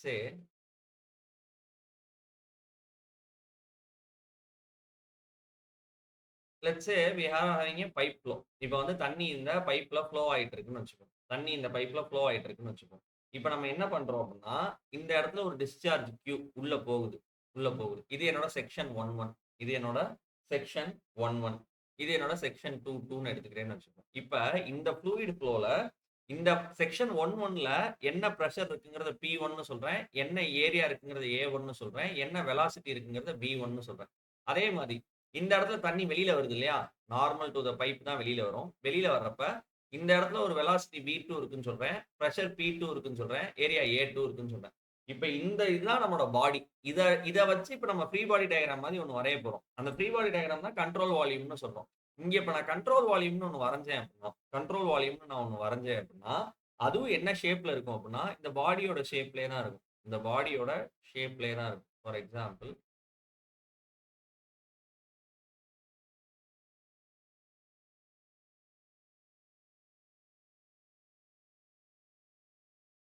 ஓகே. இதே ஷேப்ல தான் இருக்கும். இப்ப என்ன அப்படின்னா, ஃப்ரீ பாடி டயகிராம்க்கு இதுக்கு இருக்க டிஃபரன்ஸ் சொல்லிர்றேன். இப்ப இந்த இடத்துல என்ன ஃபோர்ஸ் ஆக்ட் ஆகும்? பிரஷர் P1ன்னு இருக்குன்னா, ஏரியா A1ன்னு இருக்குன்னா, அப்ப P1 இன்டு A1ங்கிற பிரஷர் ஃபோர்ஸ் கண்டிப்பா normal to the surface act ஆகும். இந்த இடத்துல ஆல்ரெடி நம்மளுக்கு தெரியும், வெலாசிட்டி வேற V1ன்னு ஃப்ளோ நடந்துகிட்டு இருக்கு. வெலாசிட்டி V1ன்னு ஃப்ளோ நடந்துகிட்டு இருக்கு. இதோட பாசிட்டிவ் சைன் சைன் கன்வென்ஷன் எப்படி அடாப்ட் பண்றேன் அப்படின்னா, எக்ஸ் இதுதான் பாசிட்டிவ் எக்ஸ், மேல் நோக்கி போச்சுன்னா பாசிட்டிவ் ஒய். அதே மாதிரி இந்த இடத்துல ஃபார் எக்ஸாம்பிள் இது இந்த இடத்துல நீங்க V1 அப்படின்னு ஒரு ஃப்ளோ இருக்கு. இந்த இடத்துல கண்டிப்பா வெலாசிட்டி V2 எப்படி போகும்? வெளிய நோக்கி போகும். ஆனா ஒண்ணு நல்லா தெரிஞ்சுக்கோங்க. பிரஷர் ஃபோர்ஸ் எப்பயுமே இது நீ ஹைட்ரோஸ்டாட்டிக்ஸ் நடத்துறப்பயே நடத்தியிருப்பேன். Pressure force always acts normal to the surface. Acts always normal to the surface in compression in nature. எக்காரணத்த கொண்டு டென்ஷன் அப்ளை ஆகாது. இது சர்ஃபேஸ் அப்படின்னா தண்ணி ஃப்ளோ ஆகுறப்ப இத நீங்க ரீஜனா எடுக்கிறீங்கன்னா உள் நோக்கி ஆக்ட் ஆகும். இது நீங்க சர்ஃபேஸ்ன்னு எடுத்தீங்கன்னா பிரஷர் ஃபோர்ஸ். பிரஷர் ஃபோர்ஸ் அப்படிங்கிறது அந்த பக்கத்துல இருந்து கம்ப்ரசிவா தான் ஆக்ட் ஆகும். அப்ப அந்த பிரஷர் ஃபோர்ஸோட மேக்னிட்யூட் எவ்வளவு இருக்கும்? P2 A2 இருக்கும். P2 A2 இருக்கும். ஆனா வெலாசிட்டி எப்படி இருக்கும்? தண்ணி வெளிய நோக்கி தான் போகணும். பிரஷர் ஃபோர்ஸ்ங்கிறது சர்ஃபேஸ்க்கு நார்மலா தான் ஆக்ட் ஆகணும். இது என் சர்ஃபேஸ் அப்படின்னா அதுக்கு நார்மலா P2 A2 ஆக்ட் ஆகும். சப்போஸ் இஃப் இன் கேஸ் உங்களுக்கு இந்த இடத்துல ஆங்கிள் தீட்டா குடுத்துடுறாங்கன்னு வச்சுக்கோங்க. இந்த ஆங்கிள் வெளியில போகுது இல்லையா? அதாவது தண்ணி இப்படி வெளியில போறப்ப இது என்ன ஆங்கிள் மேக் பண்ணுதுங்கிற எக்ஸிட் ஆங்கிள்னு சொல்லுவோம். அந்த ஆங்கிள் தீட்டா குடுத்துடுறாங்கன்னு வச்சுக்கோங்க. தீட்டா குடுத்துடுறாங்கன்னு வச்சுக்கோங்க. தீட்டா குடுத்துடுறாங்கன்னு வச்சுக்கோங்க. இப்ப இந்த P2 A2ங்கிற பிரஷர் ஃபோர்ஸ் இருக்கு. V2ங்கிற வெலாசிட்டில அது வெளியில போகுது. இது மட்டும் தான் கண்ட்ரோல் வால்யூமா? ரொம்ப முக்கியமான விஷயத்த மறக்கிறீங்க. இந்த இடத்துல ஒரு சப்போர்ட் இருக்கு இல்லையா? இந்த இடத்துல ஒரு சப்போர்ட் இருக்கு இல்லையா? இந்த சப்போர்ட் எப்படி இருக்கும்? இன்க்ளைன்டா இருக்கு. அப்ப இந்த இடத்துல சப்போர்ட் வந்து பாத்தீங்க அப்படின்னா, நார்மலா பார்த்தோம் அப்படின்னா ரியாக்ஷன் ஃபோர்ஸ். ரியாக்ஷன் ஃபோர்ஸ் இன் நார்மல் டைரக்ஷன். ஆனா நம்மளுக்கு என்ன வேணும்? சப்போஸ் இந்த ரியாக்ஷன் ஃபோர்ஸும் நம்ம ரிசால்வ் பண்ணோம் அப்படின்னா, இந்த ரியாக்ஷன் ஃபோர்ஸ்க்கு என்ன இருக்கும்? Rxன்னு ஒரு காம்போனன்ட் இருக்கும். Ryன்னு ஒரு காம்போனன்ட் இருக்குமா? Rxன்னு ஒரு காம்போனன்ட் இருக்கும். Ryன்னு ஒரு காம்போனன்ட் இருக்குமா? இந்த டயகிராம் இருக்கு இல்லையா? அதாவது 2 சர்ஃபேஸ்லயும் 2 எண்ட் செக்ஷன்லயும் என்ன ஃபோர்ஸ் ஆக்ட் ஆகுது, வெலாசிட்டியோட டைரக்ஷன காமிச்சு, சப்போர்ட்டையும் காமிச்சோம் அப்படின்னா, இந்த டயகிராம்க்கு பேர் தான் கண்ட்ரோல் வால்யூம் டயகிராம். இல்ல கண்ட்ரோல் வால்யூம் ரீஜியன். இப்ப நம்ம ஃப்ளோ இந்த பக்கம் பைப் இப்படி ஃப்ளோ ஆகிக்கிட்டே வந்துகிட்டு இருக்கு. இந்த பக்கம் வெளியில போகுது. இந்த பர்ட்டிகுலர் ரீஜன மட்டும் நம்ம ஸ்டடி பண்றோம் இல்லையா? இந்த ரீஜனுக்கு பேர் தான் கண்ட்ரோல் வால்யூம்னு சொல்றோம். இது எப்படி இருக்கலாம்? ஸ்டாட்டிக்காவும் இருக்கலாம். இல்ல நகர்ந்துகிட்டும் இருக்கலாம். ஆனா எக்காரணத்த கொண்டும் அதுக்கு என்ன இருக்கக்கூடாது? ஆக்ஸலரேஷன் இருக்கவே கூடாது. ஆக்ஸலரேஷன் இருக்கவே கூடாது. இப்ப அடுத்து 2வது அசம்ப்ஷன் என்ன அப்படின்னா, கண்ட்ரோல் வால்யூம் என்ன ஷேப், என்ன சைஸ்ல வேணாலும் இருக்கலாம். ஆனா, இனிஷியல் வெலாசிட்டியும், ஃபைனல் வெலாசிட்டியும் சர்ஃபேஸ்க்கு பெர்பெண்டிகுலரா இருக்க மாரி தான் வரையணும். இப்ப நான் இங்க வரைஞ்சிருக்கேன் இல்லையா? இந்த இனிஷியல் வெலாசிட்டியும், ஃபைனல் வெலாசிட்டி. இது V2ங்கிறது ஃபைனல் வெலாசிட்டி, V1ங்கிறது இனிஷியல் வெலாசிட்டி. இது எப்படி வரைஞ்சிருக்கேன்? சர்ஃபேஸ்க்கு பெர்பெண்டிகுலரா தான் வரைஞ்சிருக்கேன். அப்ப 2வது அசம்ப்ஷன் என்ன அப்படின்னா, control volume can have any shape. Control volume can have any shape or size. Can have any shape or size. என்ன ஷேப் வேணாலும் இருக்கலாம், என்ன சைஸ் வேணாலும் இருக்கலாம். But it should be drawn in such a way that but it should be drawn in such a way that எப்படி வரையணும் அப்படின்னா, எக்காரணத்த கொண்டும் அந்த வெலாசிட்டி பெர்பெண்டிகுலரா இருக்கணும். drawn in such a way that velocities velocities both initial and final 2 velocity இருக்கு. Initial and final 2 velocity இருக்கு. 2மே எப்படி இருக்கணும்? Are perpendicular to the normal surface. Are perpendicular to the normal surface. Perpendicular to the control surface. Perpendicular தான் நார்மல்னு அர்த்தம். Are perpendicular to the control surface. Control வால்யூம்ங்கிறது நம்ம ஸ்டடி பண்ற ரீஜியன். நான் இங்க எழுதியிருக்கேன் பாருங்க. Boundary of the control volume is called as control surface. அப்ப எது என்னோட கண்ட்ரோல் சர்ஃபேஸ்? இது என்னோட கண்ட்ரோல் சர்ஃபேஸ் தான். அதே மாதிரி மேல இருக்கிறது கண்ட்ரோல் சர்ஃபேஸ் தான். அந்த கண்ட்ரோல் சர்ஃபேஸ்க்கு அந்த வெலாசிட்டி எப்படி இருக்கணுமா? நார்மலா இருக்கணும். நார்மலா இருக்கணும். Both initial and final. அதுக்கு அடுத்து supports in the control volume can be replaced by equivalent reactions. Supports in control volume. Supports in a control volume. Supports in a control volume should be replaced by equivalent reactions. Should be replaced by equivalent reactions. Equivalent reactions. நம்ம இப்ப மாத்துறோம் இல்லையா? அந்த support சிஸ்டம normal ரியாக்ஷனா கொடுத்து RX, RYன்னு மாத்துறோம் இல்லையா? அதுவும் பண்ணணும். அதுவும் இப்ப நம்ம பண்ணணும். இப்ப நீங்க உங்களுக்கு தெரியும். இம்பல்ஸ் மொமெண்டம் ஈக்குவேஷனோட சிம்ப்ளஸ்ட் ஃபார்ம் நான் நடத்தியிருக்கேன். Summation of force in any particular direction can be given by change in அதாவது rate of change in linear momentum அப்படின்னு சொல்லியிருக்கோம். அந்த m/dt நம்ம மாஸ் ஃப்ளக்ஸ் நீங்க மாத்திட்டோம். இப்ப நான் எக்ஸ் டைரக்ஷன் எடுத்துக்கிறேன். எக்ஸ் டைரக்ஷனுக்கு இந்த லீனியர் இம்பல்ஸ் மொமெண்டம் அதாவது இம்பல்ஸ் மொமெண்டம் ஈக்குவேஷன் அப்ளை பண்றேன். Summation of force in X direction is equal to delta m dot vx ன்னு எழுதுறேன். which can be simplified at m dot vx final minus m dot vx initial. இப்ப என்னென்ன ஃபோர்ஸ்லாம் X டைரக்ஷன்ல act ஆகுதுன்னு பார்ப்போம். நான் இதை தான் பாசிட்டிவ்னு எடுத்திருக்கேன். பாசிட்டிவ்னு எடுத்தா நான் ஃபர்ஸ்ட் ஃபோர்ஸ் என்னது P1A1. சரி எழுதிடுறேன். Positive P1A1. அடுத்து RX எப்படி ஆக்ட் ஆகுது எக்ஸ் டைரக்ஷன்ல? நெகட்டிவ் டைரக்ஷன்ல ஆக்ட் ஆகுது. Minus RX. அவுட்வர்ட் டைரக்ஷன்ல போறப்ப P2A2க்கு தீட்டா கொடுத்துட்டாங்க அப்படின்னா நான் புல் பண்ணேன் அப்படின்னா இங்க கீழே வரும். கீழே வர்றப்ப இந்த இடத்துல என்ன காம்பனன்ட் இருக்கும்? மெக்கானிக்ஸ், இன்ஜினியரிங் மெக்கானிக்ஸ் தான் நடத்தியிருக்கேன். Projection of the force component with respect to the side from which or with respect to the axis from which theta is measured வந்து cos theta வரும். அப்ப P2A2 cos theta. இது எந்த டைரக்ஷன்ல act ஆகுது? Positive டைரக்ஷன்ல தான் ஆக்ட் ஆகுது. From left to right. So it is going to be plus P2A2 cos theta. இது எதுக்கு ஈக்குவலா இருக்கு? எல்லா ஃபோர்ஸ் 3 ஃபோர்ஸையும் எடுத்துக்கிட்டேன். இது எதுக்கு ஈக்குவலா இருக்கு? m டாட் v x டைரக்ஷன்ல வெலாசிட்டி இனிஷியலா எவ்வளவு இருக்கு? v1 இருக்கு. v1 இருக்கு. பாசிட்டிவா தான் இருக்கா? ஆமா, பாசிட்டிவா தான் இருக்கு. m டாட் v1 அப்படின்னு நம்ம எடுத்துக்கிறோம். m டாட் சாரி ஃபர்ஸ்ட் என்ன இருக்கு? vx final velocity in x direction ஃபைனலா என்ன இருக்கு? m டாட் வெளியில வர்றது அது அப்படியே தான் இருக்கு போகுது. மாஸ் ஃப்ளக்ஸ் அப்படியே தான் இருக்கு போகுது. அப்ப m டாட் நான் காமனாவே வெளியில எடுத்துறேன். Velocity in x direction final minus velocity in x direction initial. இப்ப m dot into velocity in X direction final. இதுதான் final.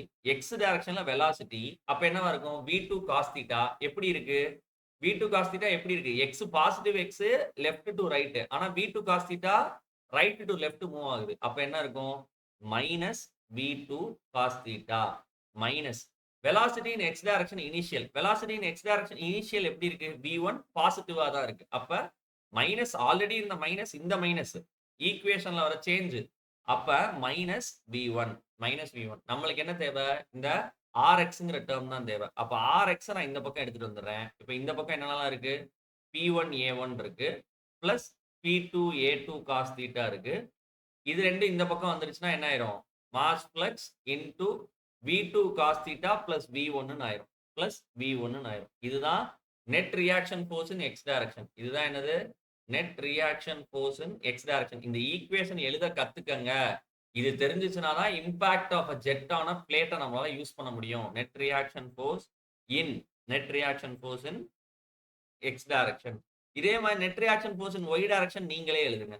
summation of force in y direction will be equal to delta m dot velocity in y direction which is equal to m dot velocity in y direction final minus m dot velocity in y direction initial. நீங்களே எழுத try பண்ணுங்க பாப்போம். velocity in y direction final.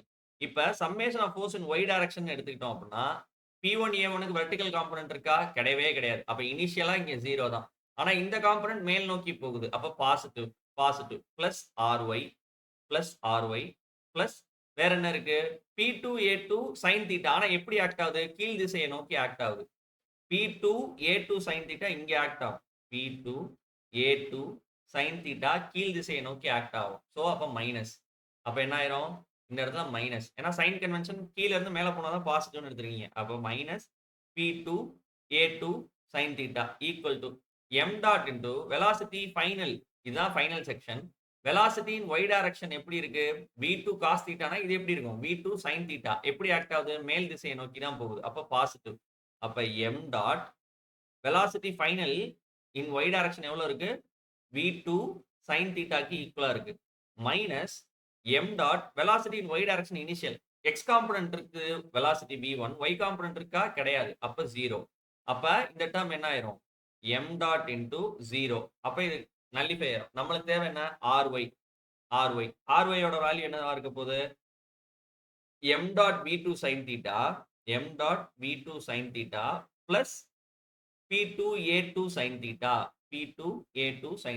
இதுதான் என்னது? Net reaction force இன் y direction. இதுதான் என்னது? Net reaction force இன் y direction. Net reaction force இன் y direction. இப்ப Rxம் Ryயும் கண்டுபிடிச்சிட்டீங்க which is mutually perpendicular to each other அப்படின்னா இன்ஜினியரிங் மெக்கானிக்ஸ் சொல்லுது ரெண்டு ஃபோர்ஸ் மியூச்சுவலி பர்பெண்டிகுலர் இருந்துச்சுன்னா அதோட ரிசல்டன்ட் எப்படி இருக்கும்? Resultant parallelogram law of vectors படி root of Rx square plus Ry ஸ்கொயருக்கு ஈக்குவலா இருக்கும். Ry ஸ்கொயருக்கு ஈக்குவலா இருக்கும். ஓகே, இந்த இடத்துல ரியாக்ஷன் ஃபோர்ஸ் எப்படி எழுதலாம்? ரெண்டு டூ ஃபோர்ஸஸ் ஆர் ஒரு பாயிண்ட்ல மீட் ஆகுது, தே ஆர் பர்பெண்டிகுலர் டு ஏதோ ரெண்டு ஃபோர்ஸ் இன்க்ளைண்டா மீட் ஆச்சுனாலே நம்ம என்ன சொல்லுவோம்? ரிசல்டன்ட் எப்படி எழுதுவோம்? P square plus Q square plus 2pq cos theta. Cos தீட்டாங்கிறது இடத்துல காஸ் 19 போட்டா 0 ஆயிரும். அப்ப P square plus Q square அதுக்கு ரூட் எடுக்கணும் ரிசல்டன்ட். அப்ப Ry square plus Rx square கண்டுபிடிச்சு அதுக்கு ரூட் எடுக்கணும். இதே இது சப்போஸ் உங்கள்ட்ட கேட்பாங்க இந்த ரிசல்டன்ட் ஃபோர்ஸ் என்ன ஆங்கிள் ஆக்ட் ஆகுது அப்படின்னு கேட்பாங்க. என்ன ஆங்கிள் ஆக்ட் ஆகுது with respect to X direction அப்படின்னு கேட்பாங்க. அப்படி கேட்டா ரொம்ப சிம்பிள். இந்த இடத்துல நீங்களே இமேஜின் பண்ணி பாருங்க. இது வந்து ஒரு ட்ரையாங்கிளா எடுத்துக்கோங்க. சரியா? இந்த இடத்துல இப்படி ஆக்ட் ஆகுது. இது வந்து உங்களோட ரிசல்டன்ட் அப்படின்னு வச்சுக்கிறோம். அந்த ரிசல்டன்டோட காம்பனன்ட் இன் எக்ஸ் டைரக்ஷன், ரிசல்டன்டோட component in Y direction with respect to என்ன ஆல்ஃபால ஆக்ட் ஆகுதுன்னா இதை ப்ரொஜெக்ட் பண்ணி பாருங்க. இதை ப்ரொஜெக்ட் பண்ணி பார்த்தீங்கன்னா டான் ஆல்ஃபா எடுங்க. டான் ஆல்ஃபா எடுத்தீங்கன்னா ஆப்போசிட்ல என்ன இருக்கு? ஆப்போசிட்ல என்ன இருக்கு? மேக்னிடியூட் ஆஃப் Ry இருக்கா? அட்ஜசன்ட்ல என்ன இருக்கு? Rx இருக்கா? உங்களுக்கு ஆல்ஃபா வேணும். அப்ப ஆல்ஃபா வேணும் அப்படின்னா tan inverse of reaction force in Y direction by reaction force in X direction. Reaction force in Y direction by reaction force in X direction. Reaction force in X direction. அவ்வளவுதான். இந்த concept clear ஆயிருச்சு அப்படின்னா you are ready with control volume concept. இப்போ இதை வச்சுட்டு டேரக்டா momentum ஈக்குவேஷனுக்குள்ள போலாமா அப்படின்னா போலாம். அதுக்கு முன்னாடி ஒரு சின்னதா ஒரு கரெக்ஷன் மட்டும் பண்ண வேண்டியது இருக்கு. அந்த கரெக்ஷன் ஃபேக்டரை பண்ணிட்டு நம்ம போயிடலாம்.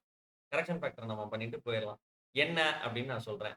ஃப்ளூயிட் கைனமேட்டிக்ஸ் படிக்கிறப்ப ஒன்று நடத்தியிருப்போம். ஆக்சுவலா ஃப்ளூயிட் கைனமேட்டிக்ஸ் நம்ம ஒரு தடவை எடுத்தோம். பட் அன்லக்கிலி அந்த செஷன் அட்டன் பண்ண எனக்கு நல்லா ஞாபகம் இருக்கு. புஷ்பா அந்த தாரிணி மேம் அட்டன் பண்ணாங்க. பட் ஆனா அதை வந்து நம்ம ரெக்கார்ட் பண்ண மிஸ் பண்ணதுனால அந்த ரெண்டு கைனமேட்டிக்ஸ் கிட்டத்தட்ட கைனமேட்டிக்ஸ் கிளாஸ் ஃபுல்லாவே அதுல மிஸ் ஆயிருச்சு. ஸோ கைனமேட்டிக்ஸ் அதனாலதான் திரும்ப எடுக்கணும். அப்படி கைனமேட்டிக்ஸ் கிளாஸ் எடுக்கிறப்ப நம்ம வந்து கைனடிக் எனர்ஜி கரெக்ஷன் ஃபேக்டர் ஆல்பான்னு ஒன்று பார்த்துருப்போம். இப்போ நம்ம பேசிட்டு இருக்கிறது மொமெண்டம் ஃப்ளக்ஸ் கரெக்ஷன் ஃபேக்டர் பத்தி பேச போறோம். ஏன் நம்மளோட டாபிக் என்னது? Momentum equation and application.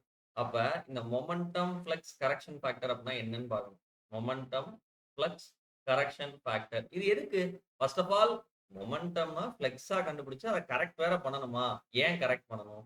இதுக்கான சிம்பிள் வந்து பீட்டான்னு சொல்லுவோம். அப்ப ஃபர்ஸ்ட் நம்ம ஏன் பண்றோங்கிறது தெரியணுங்களா? மொமெண்டம் ஃப்ளெக்ஸ் அப்படின்னா என்ன அப்படின்னு கண்டுபிடிக்கணும். உங்களுக்கு நல்லா தெரியும். மொமெண்டம் இல்ல லீனியர் மொமெண்டம் அப்படின்னா நான் என்ன சொன்னேன்?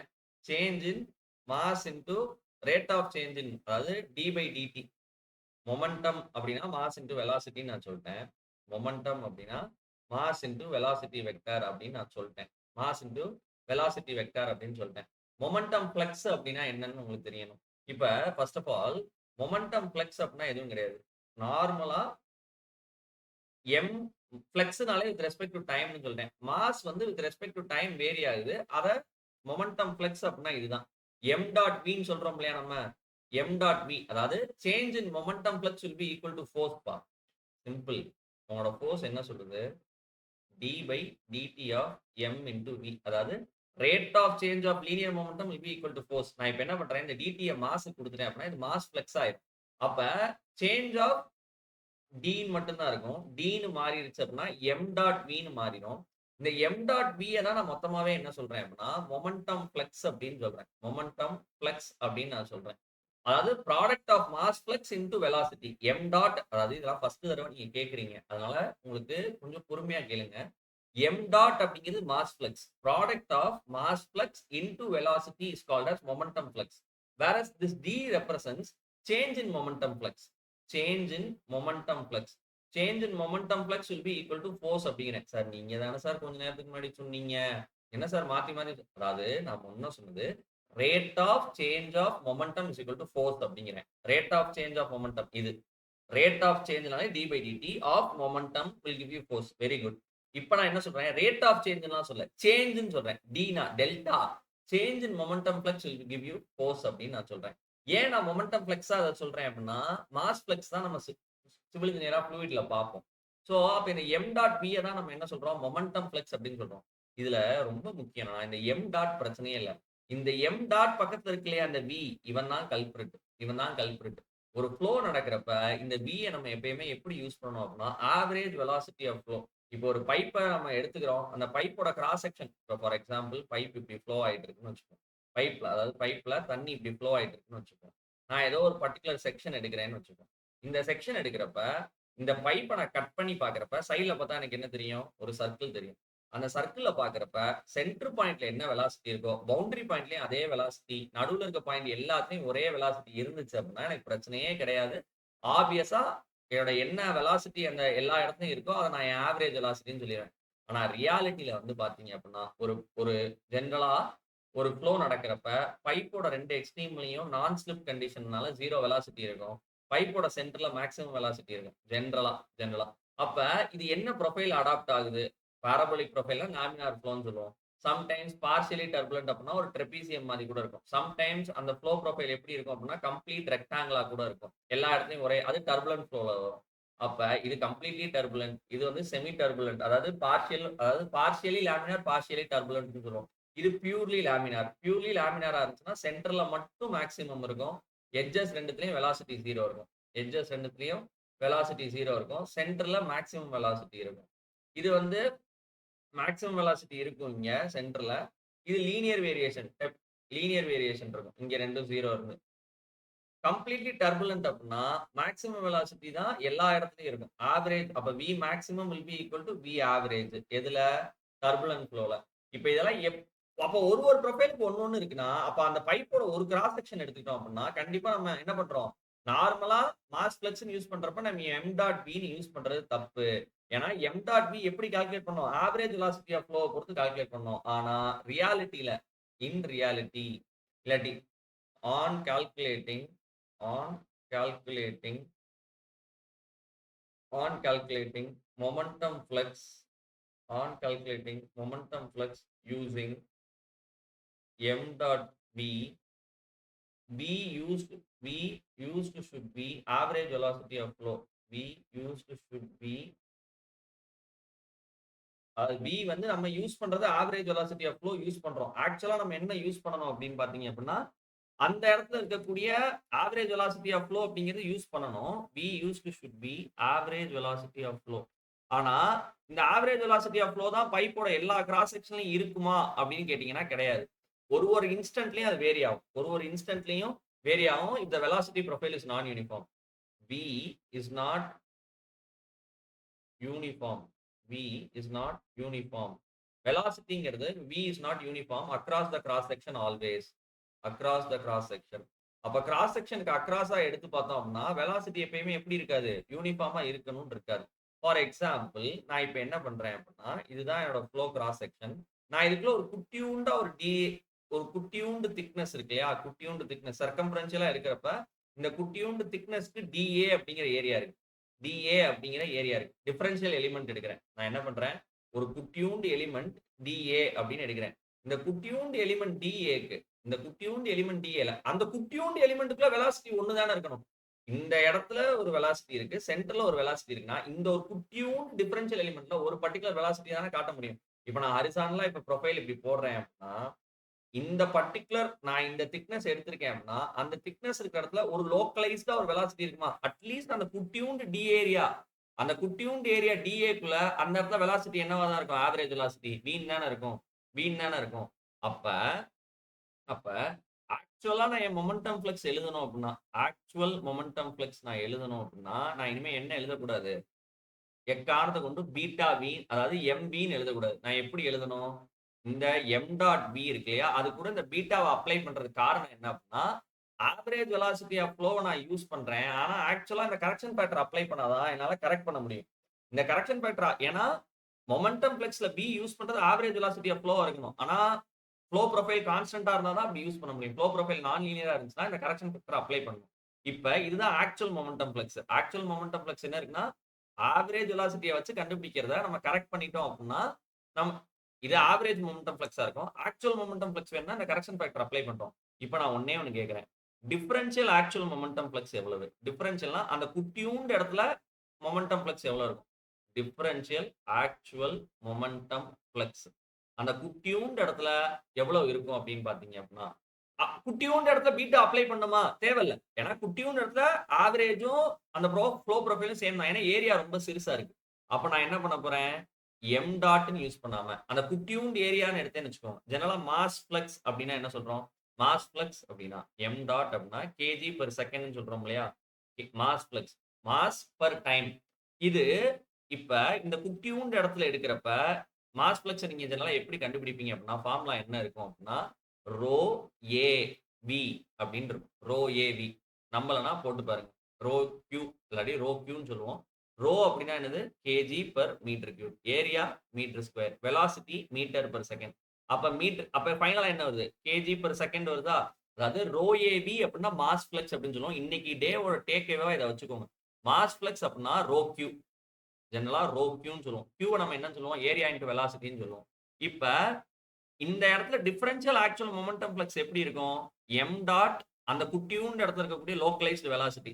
குட்டியூண்ட் இடத்துல இருக்கக்கூடிய லோக்கலைஸ்டு வெலாசிட்டியை நான் என்னன்னு சொல்றேன் அப்படின்னா யூன்னு சொல்றேன். அந்த குட்டியூண்ட் இடத்துல இருக்கு இல்லையா? அந்த சின்னூண்டு இடத்துல அந்த டிஏங்கிற அந்த டிஃபரன்ஷியல் எலிமெண்ட்ல இருக்கக்கூடிய அந்த லோக்கலைஸ்டு வெலாசிட்டியை நான் என்ன சொல்றேன்? யூன்னு நான் சொல்றேன். அப்ப குட்டியூண்ட் எலிமெண்டா இருக்குன்னா அந்த மாஸ் எலிமெண்ட்டையும் நான் என்ன சொல்லணும்? டி எம் டாட் யூன்னு தான் சொல்லணும். ஏன்னா அந்த குட்டியூண்ட் இடத்துல வெலாசிட்டி கான்ஸ்டன்ட். ஆனா மாஸ் எப்படி இருக்கு? ரொம்ப டிஃபரன்ஷியலா தான் இருக்கு. மாஸ் ஃப்ளக்ஸுக்கு இப்பதான் ஃபார்முலா சொல்லியிருக்கேன். Rho A V. அந்த குட்டியூண்ட் இடத்துலயும் தண்ணியோட டென்சிட்டி ரோன்னு தான் இருக்க போகுது. ஆனா ஏ எப்படி இருக்கும்? டிஏன்னு இருக்கும். டிஏன்னு இருக்கும். அந்த இடத்துல வெலாசிட்டி எப்படி இருக்கு? யூன்னு இருக்கு. இன்னொரு ஒரு வெலாசிட்டி வெளியில இருக்க வெலாசிட்டி. அப்ப ஃபைனல் ஃபார்முலா என்ன வருது? ரோ டிஏ யூ ஸ்கொயர் அப்படின்னு வருதா? இதுதான் actual moment differential actual momentum flux. உங்களுக்கு டோட்டல் ஆக்சுவல் மொமெண்டம் ஃப்ளக்ஸ் வேணும் அப்படின்னா என்ன பண்ணணும்? இது டிஏங்கிற ஒரு குட்டியூண்ட் ஏரியால நான் இப்ப என்ன பண்ண போறேன்? இன்டகிரேட் பண்ண போறேன். நான் இப்ப என்ன பண்ண போறேன்? இன்டகிரேட் பண்ண போறேன். Integration over the entire area of rho d A U square பண்ணேன் அப்படின்னா எனக்கு டோட்டல் ஆக்சுவல் மொமெண்டம் ஃப்ளக்ஸ் கிடைச்சிரும். நீங்க ஆவரேஜ் வெலாசிட்டிய வச்சு கண்டுபிடிக்கிறப்ப இந்த என்டையர் கிராஸ் செக்ஷனல் ஃப்ளோக்கு ஆவரேஜ் வெலாசிட்டின்னு ஒண்ணு பி இருக்கு. அத வச்சு நீங்க கண்டுபிடிக்கிற கரெக்ஷன் ஃபேக்டர் அப்ளை பண்ணி நீங்க போட்டீங்கன்னா actual momentum flux beta M dot பிங்கிறது. இது வந்து டோட்டல் ஆக்சுவல் மொமெண்டம் ஃப்ளக்ஸ். ரெண்டுமே ஈக்குவலா தானே இருக்கணும். இதுவும் ஆக்சுவல் மொமெண்டம் ஃப்ளக்ஸ் தான் பேஸ்ட் ஆன் கரெக்ஷன். இது டிரைவ் பண்ண ஆக்சுவல் மொமெண்டம் ஃப்ளக்ஸ். இது ரெண்டுத்தையும் ஈக்குவேட் பண்றீங்க. ஈக்குவேட் பண்ணீங்க அப்படின்னா beta into M dot V will be equal to integral of rho dA u square rho dA u square. இப்ப இந்த பீட்டா எம் டாட் இப்ப இந்த எம் டாட்டை நீங்க எக்ஸ்பேண்ட் பண்ணுங்க. டோட்டல் எம் டாட் என்னவா இருக்க போது நான் இங்க எழுதி வச்சிருக்கிறது தான் rho into A into average velocity rho A V rho A V into V is equal to rho d A U square. இந்த இன்டெகிரல் வந்து over the entire area A over the entire area A. இப்ப rho rho cancel ஆயிரும். Rho rho cancel ஆயிரும். ஃபைனலா என்ன இருக்கு பாருங்க. ஃபைனலா என்ன இருக்கு பாருங்க. Beta into A into V square will be equal to d A into U square integral over the entire area. அப்ப பீட்டாவோட ஃபார்முலா என்ன வருது? பீட்டாவோட ஃபார்முலா என்ன வருதுன்னா integral localised velocity square d A அதோட integration over the entire area divided by V square into A. இதுல v அப்படிங்கிறது average velocity of flow. v அப்படிங்கிறது ஆவரேஜ் வெலாசிட்டி ஆஃப் ஃப்ளோ. இவ்வளோ பெரிய பஞ்சாயத்து ஏன் நடக்குது அப்படின்னா நம்ம ஆவரேஜ் வெலாசிட்டி ஆஃப் ஃப்ளோ நம்ம யூஸ் பண்றப்ப நம்ம வெறும் எம் டாட் வின்னு போடக்கூடாது. பீட்டா எம் டாட் வின்னு போடணும். அந்த பீட்டாவோட வேல்யூக்கு பேர் தான் momentum flux correction factor. Kinetic energy correction factor மாதிரி மொமெண்டம் கரெக்ஷன் ஃபேக்டர்னு சொல்லுவாங்க பீட்டா. அந்த பீட்டாவோட ஃபார்முலா என்னன்னா integral U square d A by V square A. இது தெரிஞ்சிருந்தாலே போதுமானது. ஏ அப்படிங்கிறது கிராஸ் செக்ஷனல் ஏரியா. ஏ அப்படிங்கிறது கிராஸ் செக்ஷனல் ஏரியா. இதை எழுதுறப்ப இந்த இடத்துல நோட்டுன்னு ஒன்று போட்டு வச்சுக்கோங்க. இதே மாதிரி kinetic energy correction factor derive பண்ணியிருப்போம் கைனமெட்டிக்ஸ் சாப்டர்ல. அது எவ்வளவு வரும்னா U cube d A over the entire area divided by V cube into A. V cube into A. இது கைனடிக் எனர்ஜி கரெக்ஷன் ஃபேக்டர்னு சொல்லுவோம். Kinetic energy correction factor. இதை ஏன் இங்க நடத்துறேன் அப்படின்னா எப்பயுமே ஒரே மாதிரி ரெண்டு விஷயம் படிக்கிறப்ப ரெண்டுத்தையும் பக்கத்து பக்கத்துல வச்சு படிக்கணும். அப்ப மொமெண்டம் எனர்ஜி கரெக்ஷன் ஃபேக்டருக்கும் கைனடிக் எனர்ஜி கரெக்ஷன் ஃபேக்டருக்கும் என்ன ரிலேஷன் அப்படின்னா இது u ஸ்கொயர் டிஏ இது u கியூப் டிஏ இது v ஸ்கொயர் ஏ இது v கியூப் ஏ. அவ்வளவுதான். சரியா?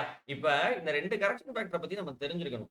என்ன அப்படின்னா இஃப் இன் கேஸ் நம்மள்ட்ட யூனிஃபார்ம் ஃப்ளோ ப்ரொஃபைல் இருந்துச்சுன்னு வச்சுக்கோங்க. அதான் நான் இந்த சொன்ன இந்த கேஸ் எல்லா இடத்துலயும் velocity same maximum velocity average velocity எல்லாமே சேமா இருக்குங்கிற பட்சத்துல அப்ப மேல இருக்க நியூமரேட்டர் என்ன ஆயிரும்? v இன்டகிரேட் பண்ணி பார்த்தா என்ன கிடைச்சிரும்? v ஸ்கொயர் ஏன்னு தான் கிடைக்கும். அப்ப பீட்டாவோட வேல்யூ என்ன ஆயிரும்? 1 ஆயிரும். அப்ப when we have uniform velocity profile அதாவது ரெக்டாங்கிள் மாதிரி இருக்குன்னா when we have uniform velocity profile when we have uniform velocity profile. That is rectangular profile இருக்கு அப்படின்னா, ரெக்டாங்குலர் ப்ரொஃபைல் இருக்கு அப்படின்னா உங்களோட பீட்டாவோட வேல்யூ என்ன ஆயிரும்? பீட்டாவோட வேல்யூ 1 ஆயிரும். ஆல்பாவோட வேல்யூ 1 ஆயிரும். ஞாபகம் வச்சுக்கோங்க. ஆல்பாவோட வேல்யூ 1 ஆயிரும். அதே இது நான் யூனிஃபார்ம் வெலாசிட்டி ப்ரொஃபைல், அதாவது பாரபோலிக்காவோ இல்ல ட்ரெபிசாய்டலாவோ when we have uniform velocity profile rectangular எப்போ நடக்கும்னா டர்புலன்ட் ஃப்ளோ அப்ப. அப்ப டர்புலன்ட் ஃப்ளோ அப்படின்னா பீட்டா வேல்யூ 1 பல தடவை காம்படிட்டிவ் எக்ஸாம்ல கேட்டிருக்காங்க. அதே இது when we have நான் யூனிஃபார்ம் வெலாசிட்டி ப்ரொஃபைல், இதெல்லாம் வந்து நீங்க வேற எங்கேயாவது படிச்சீங்க அப்படின்னா பீட்டாக்கு டேரக்டா ஃபார்முலா கொடுப்பாங்க. அதை ஏன் அடாப்ட் பண்றாங்கன்னு சொல்லுவாங்க. ஆனா டெரைவ்லாம் பண்ணுவாங்கன்னா கிடையாது. ஆனா இந்த டெரிவேஷன்லாம் ஏன் முக்கியம் அப்படின்னா சின்ன சின்ன விஷயம், ஒரு சின்ன டெரிவேஷன்ல இருந்து எப்படி இது வருது அப்படிங்கிறதான். இப்ப நான் யூனிஃபார்ம் வெலாசிட்டி ப்ரொஃபைல் இருந்துச்சுன்னா பீட்டாவோட வேல்யூ கண்டிப்பா 1க்கு ஈக்குவலா இருக்காது. ஆல்பாவோட வேல்யூ கண்டிப்பா 1க்கு ஈக்குவலா இருக்காது. பீட்டாவோட வேல்யூ எப்பயுமே எப்படி இருக்கும் அப்படின்னா கிரேட்டர் தேன் 1 தான் இருக்கும். It cannot be less than 1. ஏன்னா லோக்கலைஸ்டு வெலாசிட்டி ஆவரேஜ் வெலாசிட்டியை கம்பேர் பண்றப்ப குறையவும் செய்யும், கூடவும் செய்யும். ஆவரேஜ் அவுட் பண்ணி பார்த்தோம் அப்படின்னா நம்மளுக்கு பீட்டாவோட வேல்யூ கிரேட்டர் தேன் 1 தான் வரும் இன்டகிரேஷன் படி. அப்ப பீட்டாவோட வேல்யூ கிரேட்டர் தேன் 1, ஆல்பாவோட வேல்யூ கிரேட்டர் தேன் 1 தான். இதுல ஒரு ரிலேஷன் என்ன அப்படின்னா எப்பயுமே kinetic energy correction factor alpha இருக்கே அது பீட்டாவோட அதிகமா இருக்கும். இதை நோட் பண்ணி வச்சுக்கோங்க. Note. Kinetic energy correction factor எப்பயுமே மொமெண்டம் கரெக்ஷன் ஃபேக்டரை விட, அதாவது பீட்டாவோட அதிகமா தான் இருக்கும். இப்ப லேமினார் ஃப்ளோ தான் ஃபுல்லி டெவலப்டு லேமினார் ஃப்ளோன்னு சொல்லுவாங்க. அதாவது for laminar flow through a pipe. அதாவது லேமினார் ஃப்ளோ அப்படின்னா எப்படின்னா parabolic variation for laminar flow through pipe. அதாவது லேமினார் ஃப்ளோ அப்படின்னா பைப்புக்குள்ள velocity profile, velocity cross sectional profile எப்படி இருக்கும் அப்படின்னா பாரபோலிக்கா இருக்கும். வெலாசிட்டி கிராஸ் செக்ஷனல் ப்ரொஃபைல் எப்படி இருக்கும்? பாரபோலிக்கா இருக்கும். அப்படி பாரபோலிக்கா இருக்குங்கிற பட்சத்துல இந்த பீட்டாவோட வேல்யூ எதுக்கு ஈக்குவலா இருக்குன்னா 4/3க்கு ஈக்குவலா இருக்கும். ஆல்பாவோட வேல்யூ 2க்கு ஈக்குவலா இருக்கும். நான் சொன்னேன்ல alpha will be greater than b.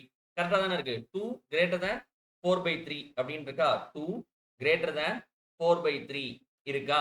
So அவ்வளவுதான். இப்ப ஃபைனலா ஒண்ணே ஒண்ணு மட்டும் பார்த்துட்டு we'll get into impact of liquid jet. Liquid ஜெட்னு ஒண்ணு இருந்து அது போய் ஒரு பிளேட்ல அடிச்சதுன்னா அப்ப என்ன நடக்குங்கிறத பார்ப்போம். அதுக்கு முன்னாடி ஃபைனலா ஒரே ஒரு கான்செப்ட்.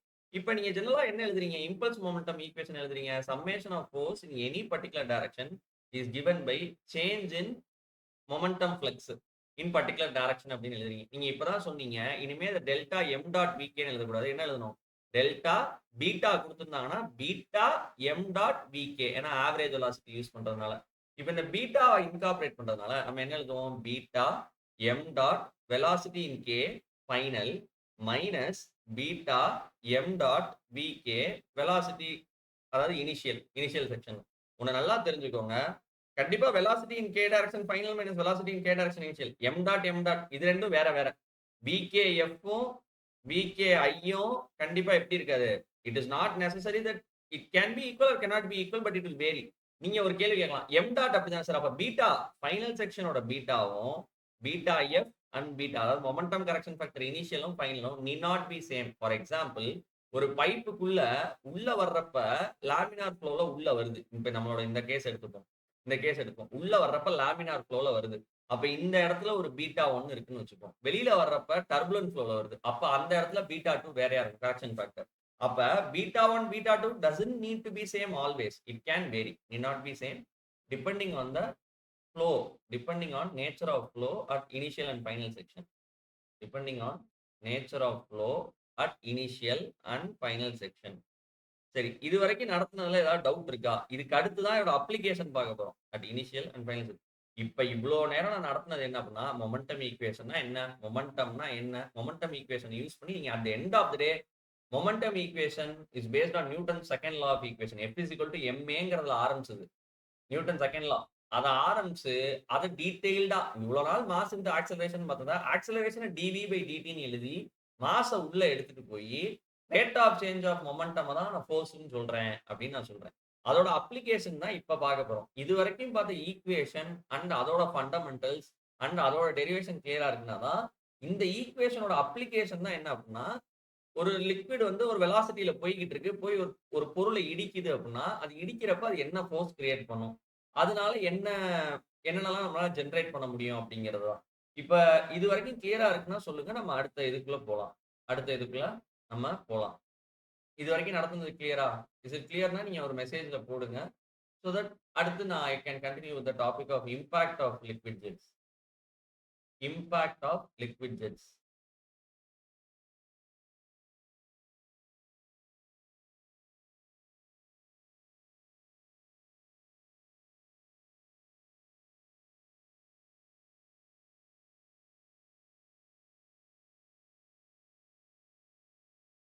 ஓகே.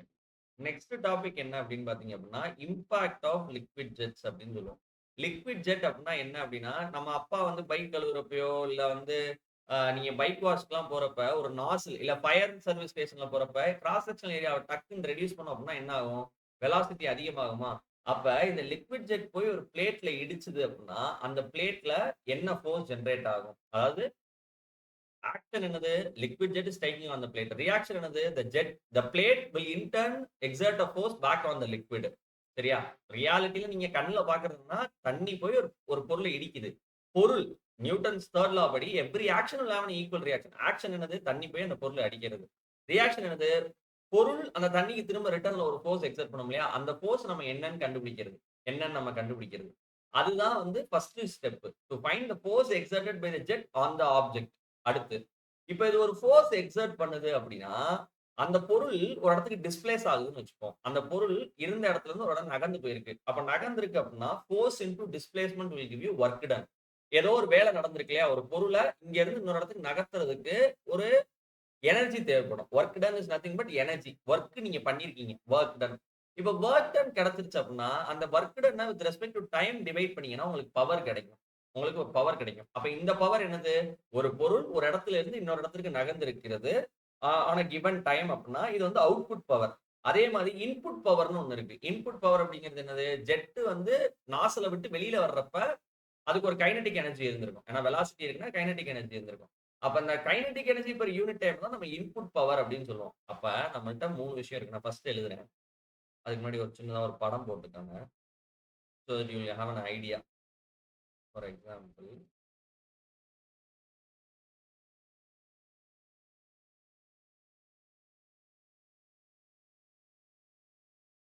நம்மள்ட்ட ஒரு லிக்விட் ஜெட் ஒண்ணு இருக்கு.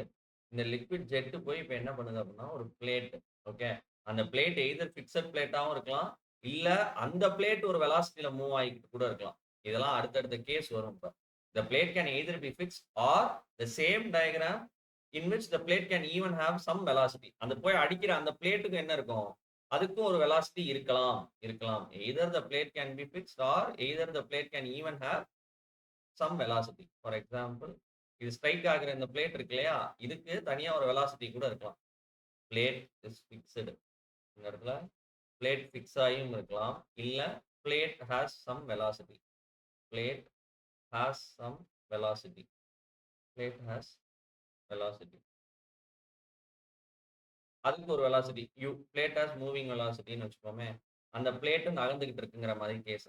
அப்ப இந்த இந்த ஜெட் போய் அடிக்கிறப்ப ஜெட் ஆப்வியஸா என்ன ஆகும்? டிஃப்ளெக்ட் ஆகும். ஜெட் என்ன ஆகும்? டிஃப்ளெக்ட் ஆகும். மேல கீழ டிஃப்ளெக்ட் ஆகும் இல்லையா? மேல கீழ டிஃப்ளெக்ட் ஆகும். இப்ப நீங்க இப்ப இதெல்லாம் பார்க்கிறப்ப இதுல என்னெல்லாம் நீங்க கண்டுபிடிக்கணும்? கண்டிப்பா ஒரு ஃப்ளூயிட் ஃப்ளோ இருக்குன்னா, அந்த ஃப்ளோக்கு ஒரு வெலாசிட்டி இருக்கும். அந்த தண்ணிக்கு ஒரு டென்சிட்டி இருக்கும். அது ஃப்ளோ ஆகக்கூடிய இதுக்கு ஒரு ஏரியா இருக்கும். ஓகே, ஏரியா இருக்கும். ஏரியானா அந்த ஜெட்டோட ஏரியா. இந்த நாசில் இருக்கு இல்லையா? நாசில் வழியா வெளில வரப்ப இதுக்கு ஒரு டயா இருக்கும். அப்ப கண்டிப்பா என்ன இருக்கும்? ஏரியா இருக்கும். ஏரியா இருக்கு. அது என்ன வேகத்துல போகுதுங்கிற வெலாசிட்டி. அதாவது இந்த பைப்ப விட்டு வெளியில வருது இல்லையா? வெளியில வர்றப்ப என்ன வெலாசிட்டில வெளியில வருது அப்படிங்கிறது நமக்கு தெரியும். அதே மாதிரி இங்க என்ன வெலாசிட்டில வெளியில வருதுங்கிறது தெரியும். அதுக்கு ஒரு டென்சிட்டி இருக்கு, வெலாசிட்டி இருக்கு, ஏரியா இருக்கு. ஏரியா இருக்கு. இப்ப இது போயி இந்த ஜெட்ல இடிக்குது இல்லையா? ஜெட்ல இடிச்சோனே இன் டர்ன் இந்த ஜெட் வந்து என்ன ஃபோர்ஸ் எக்ஸர்ட் பண்ணுது? என்ன ஃபோர்ஸ் எக்ஸர்ட் பண்ணுது? இந்த கேஸ்ல இது இடிக்குது அப்படின்னா, இந்த பிளேட் மூவ் ஆகிட்டு இருக்கு அப்படின்னா, அது டிஸ்பிளேஸ் ஆயிருக்கு. அது டிஸ்பிளேஸ் ஆயிருக்கு. ஃபார் எக்ஸாம்பிள் இது வெலாசிட்டில மூவ் ஆகுது. இது வெலாசிட்டில வந்து ஸ்ட்ரைக் ஆகுது. 2 ஆப்ஜெக்ட் இன் சேம் டைரக்ஷன் போனா ரிலேட்டிவ் வெலாசிட்டி கான்செப்ட் உள்ள வரும். 2 objects moving in same direction, the relative net velocity என்ன வரும்னா யூன்னு இருக்கும். நீங்க ட்ரெயின்ல போறப்பலாம் அத அப்சர்வ் பண்ணியிருப்பீங்க. ஸோ, இப்ப இந்த கேஸ்ல என்ன ஆகுது? ஒரு ஆப்ஜெக்ட் இந்த இடத்துல இருந்து ஒரு இடத்துக்கு நகர்ந்து போயிருக்கு. ஒரு இடத்துக்கு நகர்ந்து போயிருக்கு. By some distance. அப்ப அந்த இடத்துல டிஸ்பிளேஸ்மென்ட் நடந்திருக்கு. அப்ப இந்த மாதிரி லிக்விட் ஜெட் அப்படின்னா உங்களுக்கு தெரியுது. ஒரு நாசில் மூலமா வாட்டர ஹை பிரஷர்ல ஜெனரேட் பண்ணோம் அப்படின்னா, அது பேர் தான் லிக்விட் ஜெட். அதுக்கு தனியா எதுவும் தேவையில்ல. அந்த லிக்விட் ஜெட் போய் இம்பாக்ட் பண்றப்ப, whenever there is a case of impact of liquid jet, the following 4 criteria need to be identified. To find, as an engineer, you need to find the force exerted by the jet. Force exerted by the jet. அந்த jet எவ்வளவு force exert பண்ணுது அப்படிங்கறத நீங்க கண்டுபிடிக்கணும். Force exerted by the jet. எவ்வளவு force அது exert பண்ணுதுங்கறத நீங்க கண்டுபிடிக்கணும். ரெண்டாவது நீங்க கண்டுபிடிக்க வேண்டிய விஷயம் என்ன அப்படின்னா, அந்த ஃபோர்ஸ் எக்ஸர்ட் பண்ணதுனால if the object has been displaced by some amount, force into displacement நம்மளுக்கு என்ன கொடுக்கும் அப்படின்னா ஒர்க் டன் கொடுக்கும். force into displacement நம்மளுக்கு என்ன தரும்? ஒர்க் டன் ஆர் எனர்ஜியை தரும். Energy. Okay. Work done or energy. Newton metre இருக்கு இல்லையா? இந்த எனர்ஜி இருக்கு இல்லையா? இந்த எனர்ஜி இருக்கு இல்லையா? Force into displacement. இந்த ஃபோர்ஸ் இன்டு டிஸ்பிளேஸ்மென்ட்ட வித் ரெஸ்பெக்ட் டு டைம் நீங்க எவாலுவேட் பண்ணீங்க அப்படின்னா அதுதான் உங்களுக்கு பவர். அதுதான். அதாவது work done by time is called as power. Work done by time is called as power. பவர்ல இங்க 2 இருக்கு. அவுட்புட் பவரா, இன்புட் பவரா? ஒரு பொருள் ஒரு இடத்துல இருந்து இன்னொரு இடத்துக்கு நகர்ந்திருக்கு அப்படின்னா it is an output which you generate. So அப்ப இத என்ன சொல்லலாம்? இந்த பவரை அவுட்புட் பவர் அப்படின்னு சொல்லலாம். அவுட்புட் பவருக்கு என்ன formula? Work done by time. Work டன்ன தான் நீங்க என்ன சொல்றீங்க? ஃபோர்ஸ் இன்டு டிஸ்பிளேஸ்மென்ட் அப்படிங்கிறீங்க. ஃபோர்ஸ் இன்டு டிஸ்பிளேஸ்மென்ட் அப்படிங்கிறீங்க வித் ரெஸ்பெக்ட் டு டைம். நான் இப்ப என்ன சொல்றேன்? ஃபோர்ஸ் இன்டு டிஸ்பிளேஸ்மென்ட் பை டைம்ல இந்த டிஸ்பிளேஸ்மென்ட் பை டைம் நான் என்ன சொல்லலாம்? வெலாசிட்டின்னு சொல்லலாமா? அப்ப பவரை நான் என்ன சொல்றேன்? ஃபோர்ஸ் இன்டு வெலாசிட்டி அப்படின்னு சொல்றேன். Force into velocity. அப்ப ஜெட் எக்ஸர்ட் பண்ற ஃபோர்ஸ் என்னன்னு கண்டுபிடிச்சிட்டு அவுட்புட் பவரா நான் என்ன சொல்றேன் அப்படின்னா ஃபோர்ஸ் இன்டு வெலாசிட்டி அப்படின்னு சொல்றேன். இந்த வெலாசிட்டி என்னவா இருக்கணும் அப்படின்னா வெலாசிட்டி ஆஃப் த பிளேட். இந்த ஜெட் போய் நீங்க தயவு செஞ்சு ஜெட்டோட வெலாசிட்டியை போட்டுறாதீங்க. ஆப்ஜெக்ட்ல அவுட்புட்ல என்ன நகர்ந்திருக்கு? அவுட்புட்ல என்ன நகர்ந்திருக்கு? பிளேட் நகர்ந்திருக்கு. அந்த பிளேட்டுக்கு என்ன வெலாசிட்டி இருக்கு? பிளேட் குறிப்பிட்ட தூரம் நகர்ந்து போயிருக்கு ஆன் a given டைம். அந்த பிளேட் எவ்வளவு? இந்த பிளேட்டுக்கு u வெலாசிட்டி இருக்குன்னா u டிஸ்டன்ஸ் நகர்ந்திருக்கு ஆன் a given 1 செகண்ட் அப்படின்னா அதுதான் அதோட வெலாசிட்டி. நீங்க பவர் கண்டுபிடிக்கிறப்ப வெலாசிட்டி எப்பயுமே எந்த டைரக்ஷன் எடுக்கணும்னா வெலாசிட்டி வொர்க்ங்கிறது ஸ்கேலார் குவாண்டிட்டி. நல்லா தெரிஞ்சுக்கோங்க. வொர்க்ங்கிறது ஸ்கேலார் குவாண்டிட்டி. ஏன்னா ஃபோர்ஸ் இங்க பாருங்க. ஃபோர்ஸ் அப்படிங்கிறது வெக்டார். டிஸ்பிளேஸ்மென்ட் அப்படிங்கிறது நீங்க ஸ்ட்ரக்சரல் இன்ஜினியரிங்லாம் படிச்சிருந்தீங்க அப்படின்னா டிஸ்பிளேஸ்மென்ட் இஸ் ஆல்சோ வெக்டார். அப்ப டாட் ப்ராடக்ட் இருக்கு இல்லையா? எஃப் டாட் எஸ் வெக்டார் தான் நீங்க என்ன சொல்வீங்க அப்படின்னா ஒர்க் டன் அப்படின்னு சொல்லுவீங்க. அதாவது டாட் ப்ராடக்ட். ஒர்க் டன் அப்படிங்கிறது மேக்னிட்யூட். இவ்வளோ எனர்ஜி, இத்தனை நியூட்டன் மீட்டர், இத்தனை ஜூல் அப்படின்னு படிச்சிருப்பீங்க. இத்தனை ஜூல் அப்படின்னு படிச்சிருப்பீங்க. இது டாட் ப்ராடக்ட். இது dot product. Work is a scalar quantity. Okay. இந்த ஸ்கேலார் குவாண்டிட்டியா இது இருக்கணுங்கிற பட்சத்துல எப்ப டாட் ப்ராடக்ட் அப்ளை பண்ண முடியும்? எப்ப டாட் ப்ராடக்ட்டோட எலிஜிபிலிட்டி என்ன? டாட் ப்ராடக்ட்டோட எலிஜிபிலிட்டி என்ன? ஃபோர்ஸும் ஒரு vector, displacement is also a vector, work done is a scalar. Work done is a scalar. அப்ப வெக்டாருக்கும் ஒரு வெக்டாரையும் டாட் ப்ராடக்ட் எடுத்தா தான் ஸ்கேலார் கிடைக்கும். இது ரெண்டுத்தையும் டாட் ப்ராடக்ட் எடுக்கணும் அப்படின்னா கண்டிஷன் என்னவா இருக்கணும்? மேக்ஸ் என்ன சொல்லுது?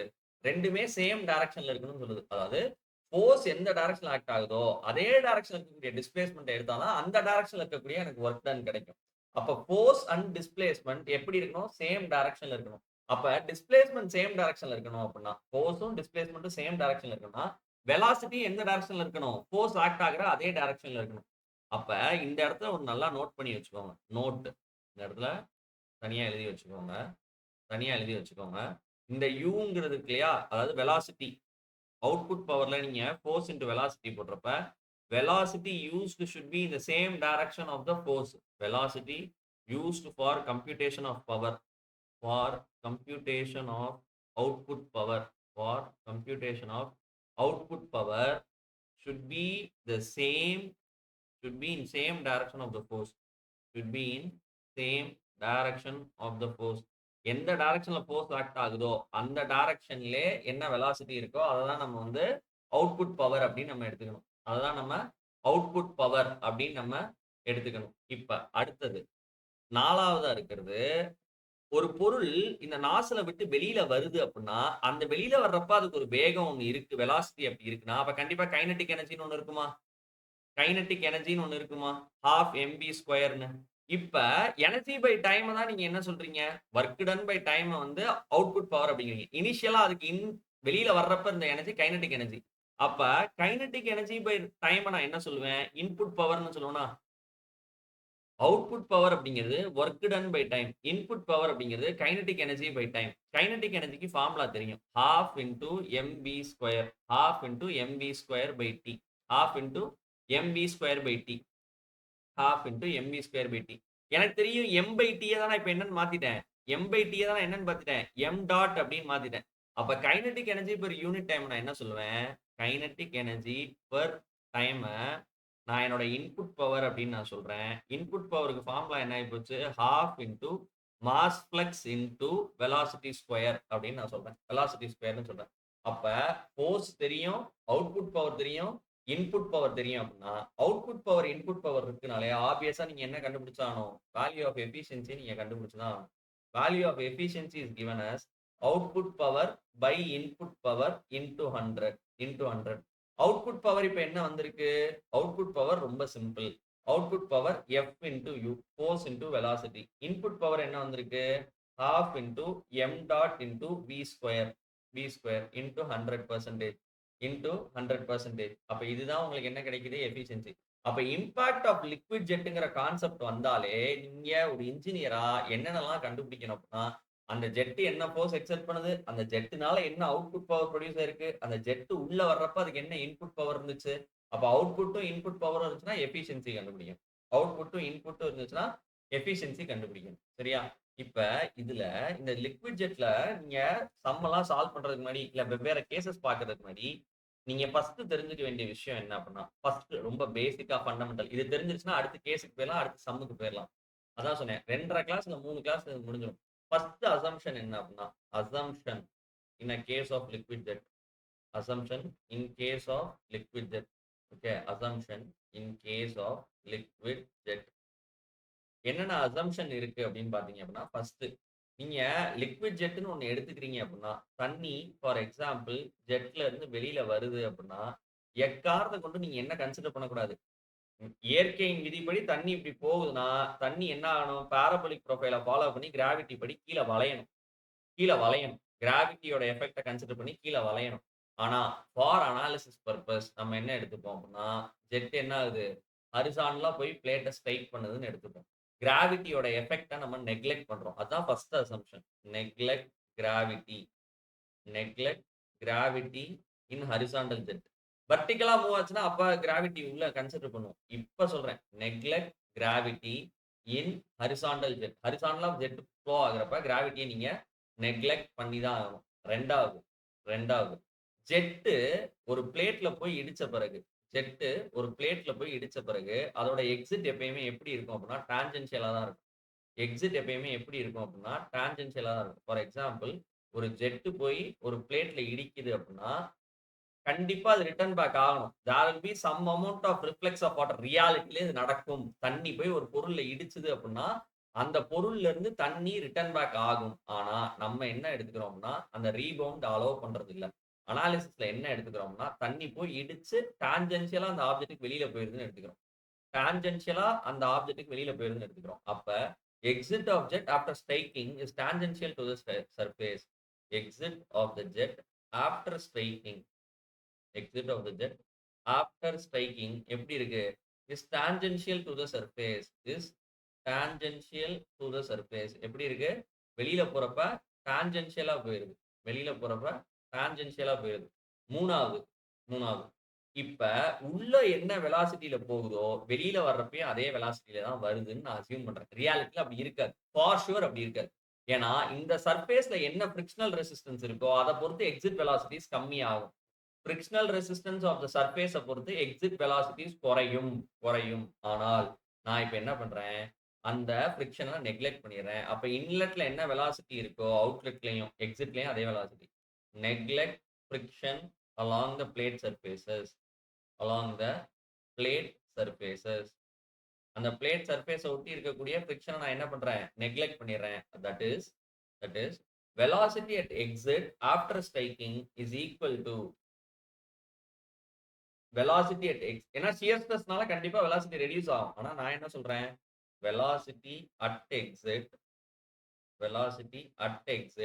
after striking is equal to velocity at exit after striking is equal to initial velocity is equal to the issued jet velocity. என்ன வெலாசிட்டில நம்ம இஷ்யூ பண்ணோமோ அதே issued jet velocity தான் exit velocity-யாவும் இருக்கு அப்படின்னு நான் சொல்றேன். இப்ப உங்கள்ட்ட ஒரு 2 கேஸ் மட்டும் நான் வந்து ஒரு ரியாலிட்டிக்கு ஒரு கொஸ்டின் கேட்கிறேன். அந்த 2 கேஸ் புரிஞ்சிருச்சு அப்டின்னா, அதுக்கு அடுத்து ஒரு 5 கேஸ் இருக்குப்பா. Jet striking the flat vertical plate. ஒரு பிளேட் வெர்டிகலா இருக்கு. இன்னொன்னு jet striking series of flat plate mounted on wheel. 3வது கேஸ் ஒண்ணு இருக்கு. கர்வ்டு பிளேட்டா இருந்துச்சுன்னா, சிமெட்ரிக் கர்வ்டு வேணா இருந்துச்சுன்னா, நார்மலா ஸ்ட்ரைக் ஆச்சுன்னா, டான்ஜென்ஷியலா ஸ்ட்ரைக் ஆச்சுன்னா, அதுக்கப்புறம் ஒரு இன்க்ளைன்ட் பிளேட். ஒரு 5 கேஸ் இருக்கு. Impact of liquid jet on plate. அத நீங்க புரிஞ்சுக்கிறதுக்கு ஒரு ஃபண்டமெண்டலா ஒரு அசம்ப்ஷனோ, இல்ல ஒரு ஒரு டவுட்டோ உங்களுக்கு ஒண்ணு வரும். அத மட்டும் நான் கிளியர் பண்ணிட்டேன் அப்டின்னா, அதுக்கு அடுத்து பண்றது தான் you will be able to do this chapter on your own. அவ்வளதான். ஆஸ் அ டீச்சரா இந்த ஒரு கீ பாயிண்ட் ஆஃப் கிளாரிட்டிய மட்டும் நான் உங்களுக்கு குடுத்துட்டேன் அப்டின்னா, you will be able to solve this problem on your own. On your own. என்ன அப்டிங்கிறத நான் சொல்லிர்றேன். இது வந்து நம்மளோட நாசில். சரியா? இது வந்து நம்மளோட நாசில். இதுலருந்து தண்ணி இப்டி வெளியில போகுது. தண்ணி இப்டி வெளியில போகுது. போயி ஒரு சர்ஃபேஸ்ல இடிச்சு இப்டி வெளியில போயிருது. சர்ஃபேஸ்ல இடிச்சு இட் இஸ் கெட்டிங் அவுட். சர்ஃபேஸ்ல இடிச்சு இட் இஸ் கெட்டிங் அவுட். இந்த இடத்துல ஒரு சர்ஃபேஸ் ஒண்ணு இருக்குன்னு வச்சுக்கோங்க. இந்த இடத்துல ஒரு சர்ஃபேஸ் ஒண்ணு இருக்கு. இந்த சர்ஃபேஸ் இந்த பிளேட் வந்து வெலாசிட்டில மூவ் ஆகுது. வெலாசிட்டில மூவ் ஆகுது. இந்த இடத்துல ஜெட் வெளியில வருது இல்லையா? இந்த ஜெட் வெளியில வரப்ப வெலாசிட்டில வெளியில வருது. வெலாசிட்டில வெளிய வருது. இப்ப நான் சில விஷயங்கள் கேட்கிறேன். நீங்க சொல்லுங்க. இந்த இடத்துல இஷ்யூ பண்றேன் இல்லையா? இஷ்யூ பண்றப்ப என் வெலாசிட்டி ஆஃப் ஜெட் என்னது? வெலாசிட்டி ஆஃப் ஜெட் என்னது? இந்த இடத்துல மாஸ் ஃப்ளக்ஸ் இஷ்யூடு. மாஸ் ஃப்ளக்ஸ்க்கு இப்ப தான் ஃபார்முலா சொன்னேன். ரோ க்யூன்னு சொல்லுவோம். இல்ல row A B. Row A B. இதுதான் இடம் இஷ்யூடு மாஸ் ஃப்ளக்ஸ். இங்க நான் வரேன். இங்க வெலாசிட்டி ஸ்ட்ரைக் ஆகுது. என்ன வெலாசிட்டில ஸ்ட்ரைக் ஆகும்? என்ன வெலாசிட்டில ஸ்ட்ரைக் ஆகும்? அதான் சொல்ல முடியுமா? இது வெலாசிட்டில வெளில வந்திருக்கு. பிளேட் வெலாசிட்டில மூவ் ஆயிட்டு இருக்கு. அப்ப இந்த இடத்துல ஸ்ட்ரைக்கிங் வெலாசிட்டி என்னவா இருக்கும்? 2மே சேம் டைரக்ஷன்ல டிராவல் ஆகுது. அப்ப ஸ்ட்ரைக்கிங் வெலாசிட்டில உங்களுக்கு 2ம் சேம் டைரக்ஷன்ல இருக்குன்னா, ரிலேட்டிவ் கான்செப்ட் வந்துரும். மைனஸ் யூன்னு வரும். வெலாசிட்டி மைனஸ் வெலாசிட்டி அப்படின்னு. அப்ப மாஸ் ஃப்ளக்ஸ் ஸ்ட்ரைக்கிங் எவ்வளவு? என்ன மாஸ் ஃப்ளக்ஸ்ல அந்த பொருள் போய் இடிக்குது? மாஸ் ஃப்ளக்ஸ்க்கு formula rho A minus U. அப்ப ரோ ஏ இந்த இடத்துல மைனஸ் யூ. மைனஸ் யூ அப்படின்னு நம்ம சொல்றோம். இப்ப இது வந்து கேஸ் 1. இது வந்து கேஸ் 1. இது எல்லாருக்குமே ஈஸியா புரியும். இப்ப நான் ஒரு கேள்வி கேட்கிறேன். இத நீங்க கரெக்ட்டா அண்டர்ஸ்டாண்ட் பண்ணீங்கன்னா, you are ready to solve problems on impact in jets. சரியா? இப்ப என்ன ஆகுதுன்னா, ஒரு ஜெட் இருக்கு. இப்ப என்ன ஆகுதுன்னா, ஒரு ஜெட் இருக்கு. இப்ப என்ன ஆகுதுன்னா, ஒரு ஜெட் இருக்கு. சரியா? இப்பயும் என்ன ஆகுதுன்னா, தண்ணி வெளியில வருது. Okay. You are having some amount of jet which is coming out. But but the object is not a plate. Object is now going to be a series of vein. For example, இந்த இடத்துல ஒரு round disk இருக்கு. அந்த round டிஸ்க்ல ஒரு plate இருக்கு. அடுத்து இங்க ஒரு பிளேட் இருக்கு. அடுத்து இங்க ஒரு பிளேட் இருக்கு. அடுத்து இங்க ஒரு பிளேட் இருக்கு. Okay. Imagine there is a plate over here. Imagine there is a series of plate. Okay, series of plate. இது ஒரு பிளேட் தான் இருக்கணுமா? அப்படிலாம் கிடையாது. அதாவது கிட்டத்தட்ட ஒரு டர்பைன் அரேஞ்ச்மென்ட்ல இருக்குன்னு வச்சுக்கோங்க.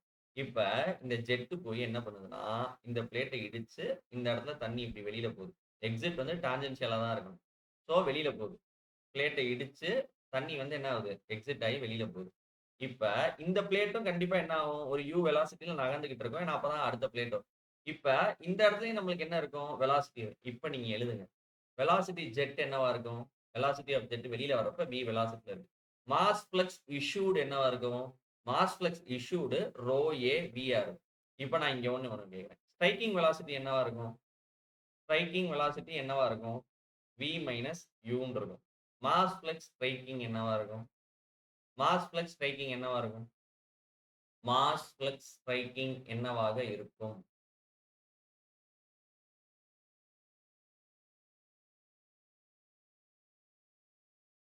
இதே எழுதுவீங்களா? Rho A into corresponding velocity into striking எழுதுவீங்களா?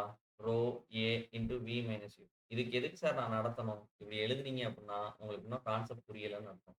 Mass flux striking is not related to the velocity striking. இப்ப இங்க ஏன் மாஸ் ஃப்ளக்ஸ் ஸ்ட்ரைக்கிங் இப்படி எழுதுனேன் அப்படின்னா, நான் ஒரே ஒரு கேள்வி கேட்கிறேன். இந்த படத்த நம்ம எடுத்துப்போம். இந்த படத்த நம்ம எடுத்துப்போம். ஓகே. இந்த படத்த நம்ம எடுத்துப்போம். ஓகே. இந்த படத்த நான் இங்க கீழ வச்சுக்கிறேன். இது at the instant of 0 second இது நடக்குது. At the instant of 1 second. 1 second ஆயிருச்சுப்பா. பிளேட் வந்து 0 செகண்ட்ல இங்க வெலாசிட்டில இருந்துச்சு. 0 செகண்ட்ல. 1 செகண்ட்ல இந்த பிளேட் என்ன ஆயிருக்கும்? 1 செகண்ட். யூங்கிறது velocity with which the plate is moving. வெலாசிட்டிக்கு ஃபார்முலா என்ன? லென்த் பை டைம்னு. டைம் வந்து 1 செகண்ட் வச்சுட்டேன். அப்ப இந்த பிளேட் எவ்வளவு லென்த் மூவ் ஆயிருக்கும்? u டிஸ்டன்ஸ் மூவ் ஆயிருக்குமா? 1 செகண்ட்ல. 2 செகண்ட்ஸ்ல 2 செகண்ட்ஸ்ல பிளேட் என்ன ஆயிருக்கும்? இன்னொரு ஒரு u டிஸ்டன்ஸ் மூவ் ஆயிருக்குமா? அப்ப ஜெட் ஜெட் இஷ்யூ ஆனப்ப வெலாசிட்டி v. ஆனா அடுத்த 1 நிமிஷத்துல போய் அந்த பிளேட் அத அடிக்கணும் அப்படின்னா, அடுத்த 1 நிமிஷத்துல அந்த பிளேட்ட போய் அடிக்கணும் அப்படின்னா என்ன ஆயிருக்கும்? என்ன ஆயிருக்கும்? அந்த ஜெட்டோட லென்த் இன்கிரீஸ் ஆயிருக்குமா? இந்த ஜெட்டோட லென்த் என்னப்பா ஆயிருக்கும்? இன்கிரீஸ் ஆயிருக்குமாப்பா? இந்த ஜெட்டோட லென்த் என்ன ஆயிருக்கும்? இன்கிரீஸ் ஆயிருக்குமா? அதே மாரி அடுத்த 2 செகண்ட்ல வெளில போறப்ப, அப்ப என்ன ஆகும்? இன்னும் ஜெட்டோட லென்த் இன்கிரீஸ் ஆயிருக்குமா? இப்ப இந்த ஜெட்டோட லென்த் இன்கிரீஸ் ஆகுதுனால, இந்த இடத்துல இஷ்யூ ஆகுற mass flux rho A V. இந்த இடம் வர வரைக்கும் கூட அதுக்கு ரோ ஏ வின்னு தான் இருந்திருக்கும். ஆனா அடுத்த செகண்ட் போறப்ப இந்த பிளேட் எவ்வளவு டிஸ்டன்ஸ் காணாம போயிருக்கு. அப்ப இந்த இடத்துல ஒரு மாஸ் ஃப்ளக்ஸ் குறையுது இல்லையா? வந்த ரோ ஏ வி அப்படியே இங்க வரப்போறது இல்ல. இந்த ஜெட் லென்த்த இன்கிரீஸ் பண்றதுக்கு ஒரு மாஸ் ஃப்ளக்ஸ் காணாம போயிருக்கு. எவ்வளவு காணாம போயிருக்கு? எவ்வளவு காணாம போயிருக்கு?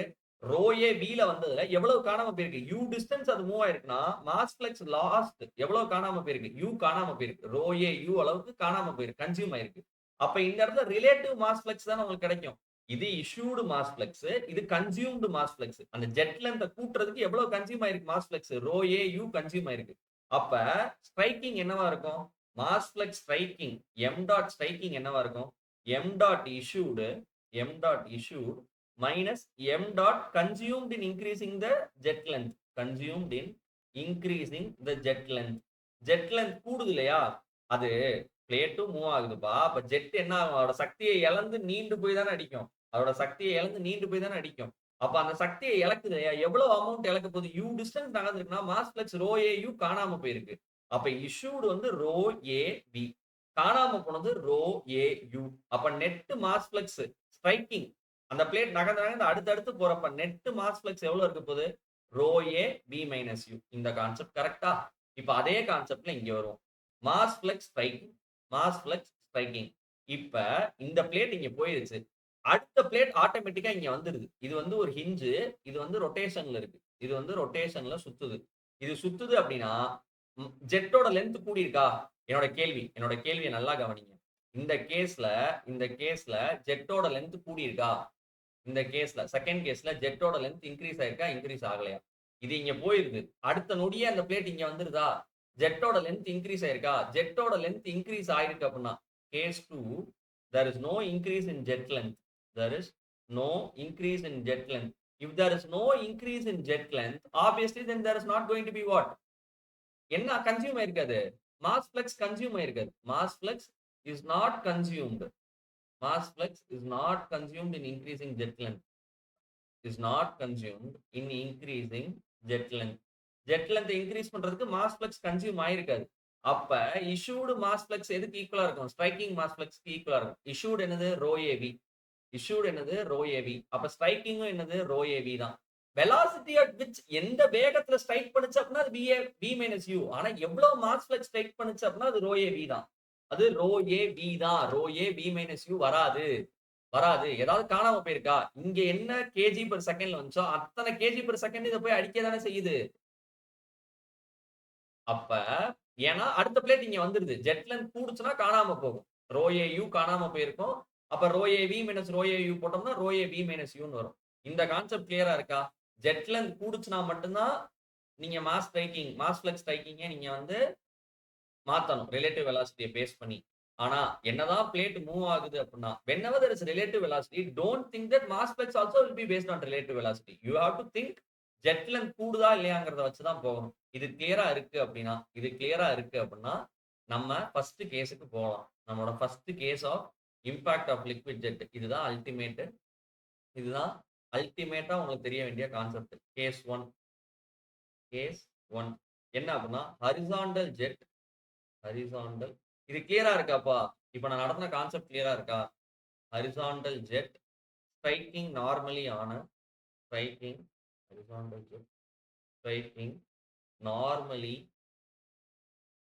striking normally on a flat vertical plate. ஒரு flat vertical plateல ஒரு ஹரிசாண்டல் ஜெட் போய் ஸ்ட்ரைக் பண்ணுது. For example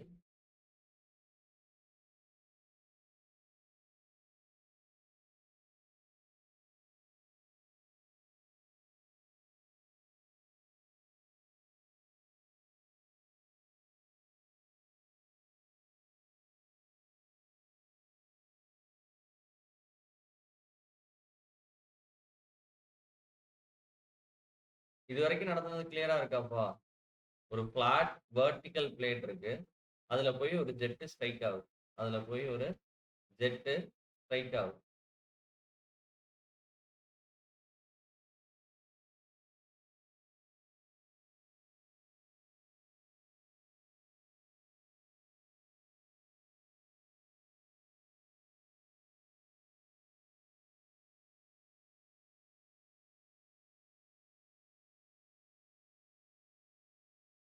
okay. Flat vertical பிளேட்ல போய் ஒரு ஜெட் வந்து ஸ்ட்ரைக் ஆகுற மாதிரி ஒரு கான்செப்ட். ஸோ இங்க வந்து நீங்க எடுத்துக்கிட்டீங்க அப்படின்னா, உள்ள வர்றப்ப இஷ்யூ ஆகுறப்ப ஒரு வெலாசிட்டி வில வெளியில வருது. நாம ஆல்ரெடி சொல்லியிருக்கோம். ஆ, இந்த இடத்துல கிராஸ் செக்ஷனல் ஏரியா இருக்கு இல்லையா? ஜெட் இந்த இடத்துல V வருது. இதுதான் cross sectional area which I am speaking about. So V வேகத்துல வருது. இங்க உள்ள அதாவது பைப்ல வர வேகத்தை எடுத்துக்காதீங்க. நாசில விட்டு வெளில வர வேகம் இருக்கு இல்லையா? இதுதான் நாசில். இந்த நாசில விட்டு வெளியில வர்றப்ப நாசிலோட வெலாசிட்டி Vன்னு இருக்கு. Cross sectional area cross sectional area of jet நம்மளுக்கு தெரியும். Cross sectional area of jet. ஜெட்டோட வெலாசிட்டி நாசில்ல இருந்து வெளில வந்தோனே V அப்படிங்கிறது ஜெட் வெலாசிட்டி. ஜெட் என்ன வெலாசிட்டில வெளியில வருது அப்படிங்கிறது நமக்கு தெரியும். உங்கள்ட்ட கேள்வி கேட்பாங்க. இந்த மாதிரி ஒரு பிளேட் இருக்கு. பிளாட் வெர்டிகல் பிளேட் இருக்கு. இந்த flat vertical plate is moving with velocity u. Is moving with velocity u. இந்த வெளியில வர தண்ணிக்கு ஒரு டென்சிட்டி இருக்கு. Density of liquid. Density of liquid. இப்போ உங்கள்ட்ட என்னென்னலாம் நம்ம முன்னாடி சொன்னோம் இல்லையா? ஒரு பிளேட் ஸ்ட்ரைக் பண்ணுது அப்படின்னா 4 விஷயம் கண்டுபிடிக்கணும். என்னென்ன அந்த 4 விஷயம்? ஃபோர்ஸ் என்ன? அவுட்புட் பவர் என்ன? இன்புட் பவர் என்ன? எஃபிஷியன்சி என்ன? அததான் நம்ம தேட போறோம். இப்ப இத தான் நான் என்னோட கண்ட்ரோல் வால்யூமா ஃபிக்ஸ் பண்றேன். இத தான் நான் என்னோட என்னத ஃபிக்ஸ் பண்றேன்? கண்ட்ரோல் வால்யூமா ஃபிக்ஸ் பண்றேன். கண்ட்ரோல் வால்யூம் டயகிராம் இப்ப நான் வரையறேன். கண்ட்ரோல் வால்யூம் டயகிராம் இப்ப நான் வரையறேன். கண்ட்ரோல் வால்யூம் டயகிராம் நான் வரைஞ்சேன் அப்படின்னா, இதுதான் என்னோட கண்ட்ரோல் வால்யூம். கண்ட்ரோல் வால்யூம்க்கு நார்மலா தான் இன்லெட் வெலாசிட்டி, எக்ஸிட் வெலாசிட்டி இருக்கும். Inlet velocity V. Exit velocity எப்படி இருக்க போகுது?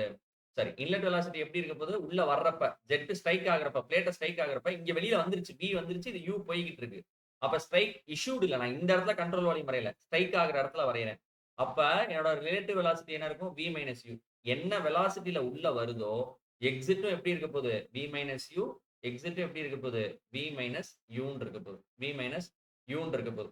இப்ப இந்த தண்ணி போய் இந்த பிளேட்ட இடிக்குது. பிளேட் மூவ் ஆகுது. But in turn for the action of which the water is taking the plate will in turn react on external action. இது வந்து ஆக்ஷன். அதுக்கான ரியாக்ஷன் வந்து ஒரு ஃபோர்ஸ் எக்ஸர்ட் பண்ணும் plate in terms of fluid. அத நான் வந்து எப்படி காட்டுறேன்? Fxன்னு காட்டுறேன். Fxன்னு காட்டுறேன். இப்ப இதுதான் என்னோட செக்ஷன் 11 இன்லெட். இது வந்து என்னோட செக்ஷன் 22 அவுட்லெட். Section 22 outlet.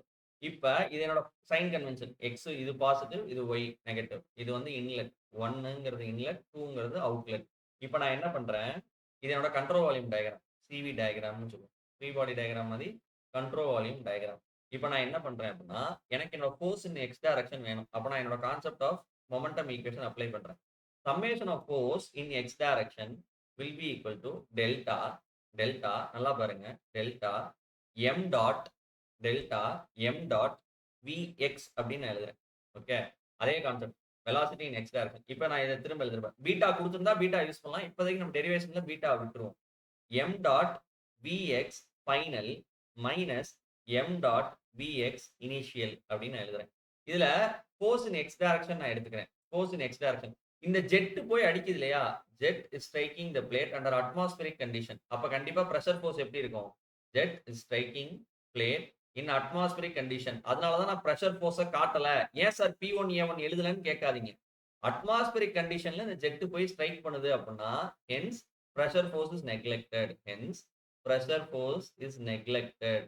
ஏன்னா அட்மாஸ்பியரிக் கண்டிஷனுக்கு எக்ஸ்போஸ் ஆயிருச்சு அப்படின்னாலே நம்ம பிரஷர் ஃபோர்ஸ கன்சிடர் பண்ண மாட்டோம். Okay, hence pressure force is neglected. அப்ப நெட்டா பாக்குறப்ப என்ன ஃபோர்ஸ் தான் இருக்கு? பிரஷர் ஃபோர்ஸ கன்சிடர் பண்ணல. அப்ப வெளியில இருந்து வெளில ஆக்ட் ஆற ஒரே ஃபோர்ஸ் Fx தான். ஆனா அது சைன் கன்வென்ஷனுக்கு ஆப்போசிட்டா இருக்கு. அப்ப மைனஸ் Fx அப்படின்னு நான் எழுதிடுறேன். இப்ப மாஸ் ஃப்ளக்ஸ். மாஸ் ஃப்ளக்ஸ் உள்ள இருந்து வெளியில போறது ஒரே மாஸ் ஃப்ளக்ஸா? ஆமா. அப்ப நான் என்ன பண்றேன்? மாஸ் ஃப்ளக்ஸ காமனா வெளியில எடுத்துறேன். காமனா வெளியில எடுத்துட்டு velocity in X direction final minus velocity in X direction initial அப்படின்னு நான் எழுதுறேன். Velocity in X direction initial அப்படின்னு நான் எழுதுறேன். Okay, velocity in X direction sorry yeah velocity inlet செக்ஷன்ல என்ன இருக்கு, அவுட்லெட் செக்ஷன்ல என்ன இருக்கு எக்ஸ் டைரக்ஷன்ல.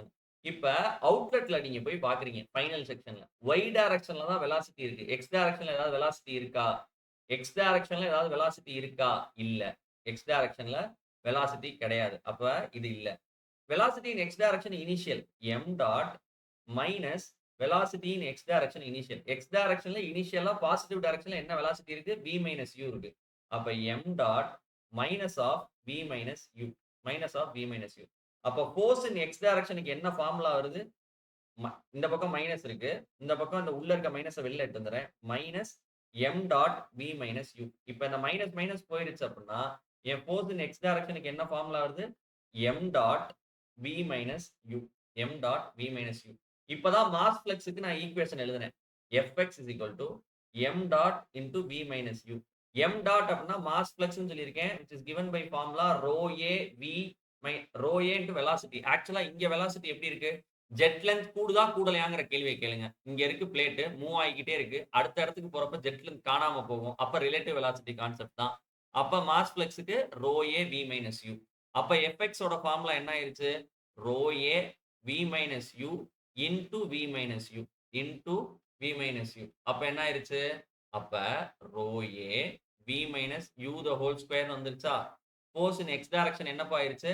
Row A V minus U square அப்படின்னு வந்துருச்சாப்பா? Rho A V minus U square. இதை ஈக்குவேஷன் 1 ஞாபகம் வச்சுக்கோங்க. Force in X direction is given as rho A V minus U the whole square. இப்ப அவுட்புட் பவர். அவுட்புட் பவர் அப்படின்னா என்னது? Output பவருக்கு நான் ஃபார்முலா சொல்லியிருக்கேன். என்ன சொல்லியிருக்கேன்? Work done by time. Work done by time which is also given as force into velocity. Force into velocity. F into u. Force கண்டுபிடிச்சிட்டீங்க. F force in x direction. velocity in x direction என்னது? velocity in x direction என்னது? எது நகருது? எதுல work done ஆகப்பட்டிருக்கு? பிளேட்ல நடக்கப்பட்டிருக்கு. பிளேட்டோட velocity x directionல என்னவா இருக்கு? u வா இருக்கு. தயவு செஞ்சு இங்க b minus u போடாதீங்க. இதுல b அப்படிங்கிறது எந்த ஆப்ஜெக்ட் ஃபோர்ஸோட டைரக்ஷன்ல நகர்ந்துகிட்டு இருக்கு, என்ன வேகத்துல நகர்ந்துகிட்டு இருக்கு. அப்ப u வெலாசிட்டில பிளேட் தான் நகர்ந்துகிட்டு இருக்கு. fx உங்களுக்கு தெரியும். fx என்னது? rho a into v minus u the whole square into u. அப்ப அவுட்புட் பவர் கண்டுபிடிச்சிட்டீங்களா? அவுட்புட் பவருக்கு ஃபார்முலா இதுதான். அவுட்புட் பவரோட ஃபார்முலா என்னது? rho a into u into v minus u the whole square. இதை ஈக்குவேஷன் நம்பர் 2ன்னு வச்சுக்கோங்க. ஓகேவா? Equation number 2ன்னு வச்சுக்கோங்க. அடுத்து input power. Input பவருக்கு நீங்க ஆல்ரெடி சொல்லிட்டீங்க. என்ன சொல்லிட்டீங்க? Kinetic energy per unit time. இன்புட்னா இனிஷியலா இந்த இடத்துல உள்ள வர்றப்ப என்ன வெலாசிட்டில வந்துச்சு அப்படின்னு பார்க்கணும். அதுக்கு ஃபார்முலா எழுதியிருக்கீங்க. என்ன எழுதியிருக்கீங்க? என்ன எழுதியிருக்கீங்க? half into m dot into v square. m dot should be based on initial conditions. இனிஷியல்னா issued. இனிஷியல்னா issued. என்ன மாஸ் ஃப்ளக்ஸ் இஷ்யூ பண்றோம். இனிஷியலா அதுக்கு என்ன வெலாசிட்டி இருந்துச்சு? v velocity. இது எல்லாமே இன்புட். தொடுறதுக்கு முன்னாடி தயவு செஞ்சு மாஸ் ஃப்ளக்ஸ் என்ன பண்ணாதீங்க? m dot is equal to rho a v minus u போடாதீங்க. ஏன்னா இது மாஸ் ஃப்ளக்ஸ் ஸ்ட்ரைக்கிங். இது வந்து மாஸ் ஃப்ளக்ஸ் ஸ்ட்ரைக்கிங். இங்க அவங்க யூஸ் பண்றது இன்புட் பவர்ல யூஸ் பண்ணக்கூடிய mass flux. m dot used in input power is mass flux issued.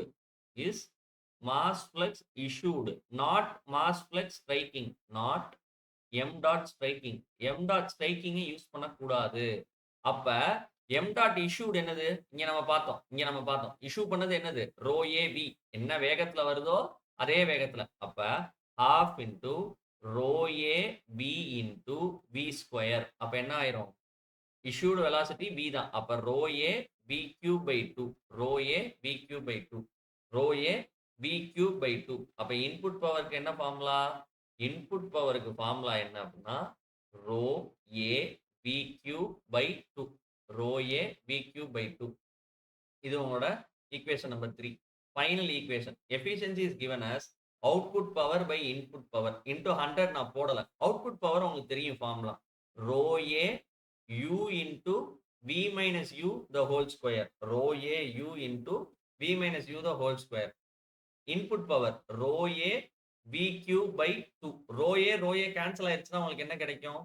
2 into u into v minus 2 into v minus u into v minus u the whole square divided by v cube அப்படின்னு கிடைக்குமா? அப்ப அவ்வளவுதான். இதுதான் equation number 4. Efficiency அப்படிங்கிறது என்னது?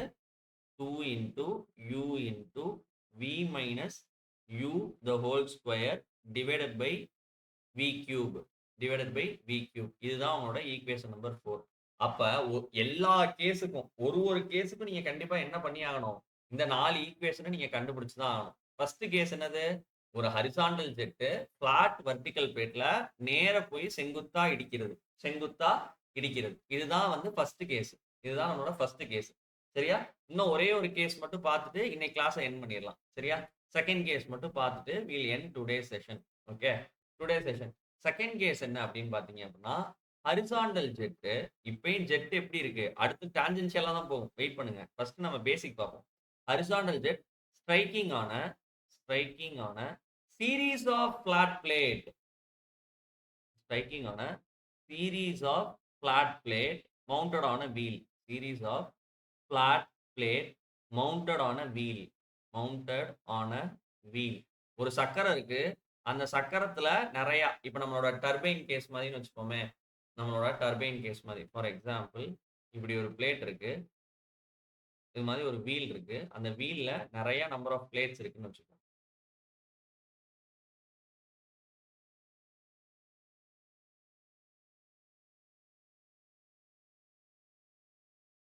Okay, இப்போ என்ன ஆகுதுன்னா, இங்க வந்து ஒரு ஜெட் வந்து வருது.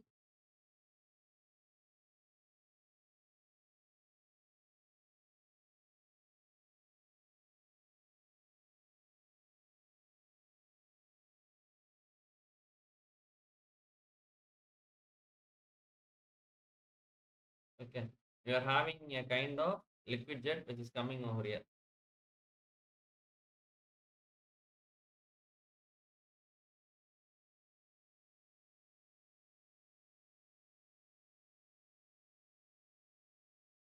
ஓகே, இப்போ என்ன அப்படின்னா, இந்த இடத்துல ஒரு ஹிஞ்ச் அரேஞ்ச்மெண்ட் இருக்கு. அந்த ஹிஞ்ச் அரேஞ்ச்மெண்ட்டை பொறுத்து இது எல்லாமே சுத்திக்கிட்டு இருக்கு. இது எல்லாமே சுத்திக்கிட்டு இருக்குன்னு வச்சுப்போம். இது எல்லாமே சுத்திக்கிட்டு இருக்கு கிளாக் வைஸ்ல.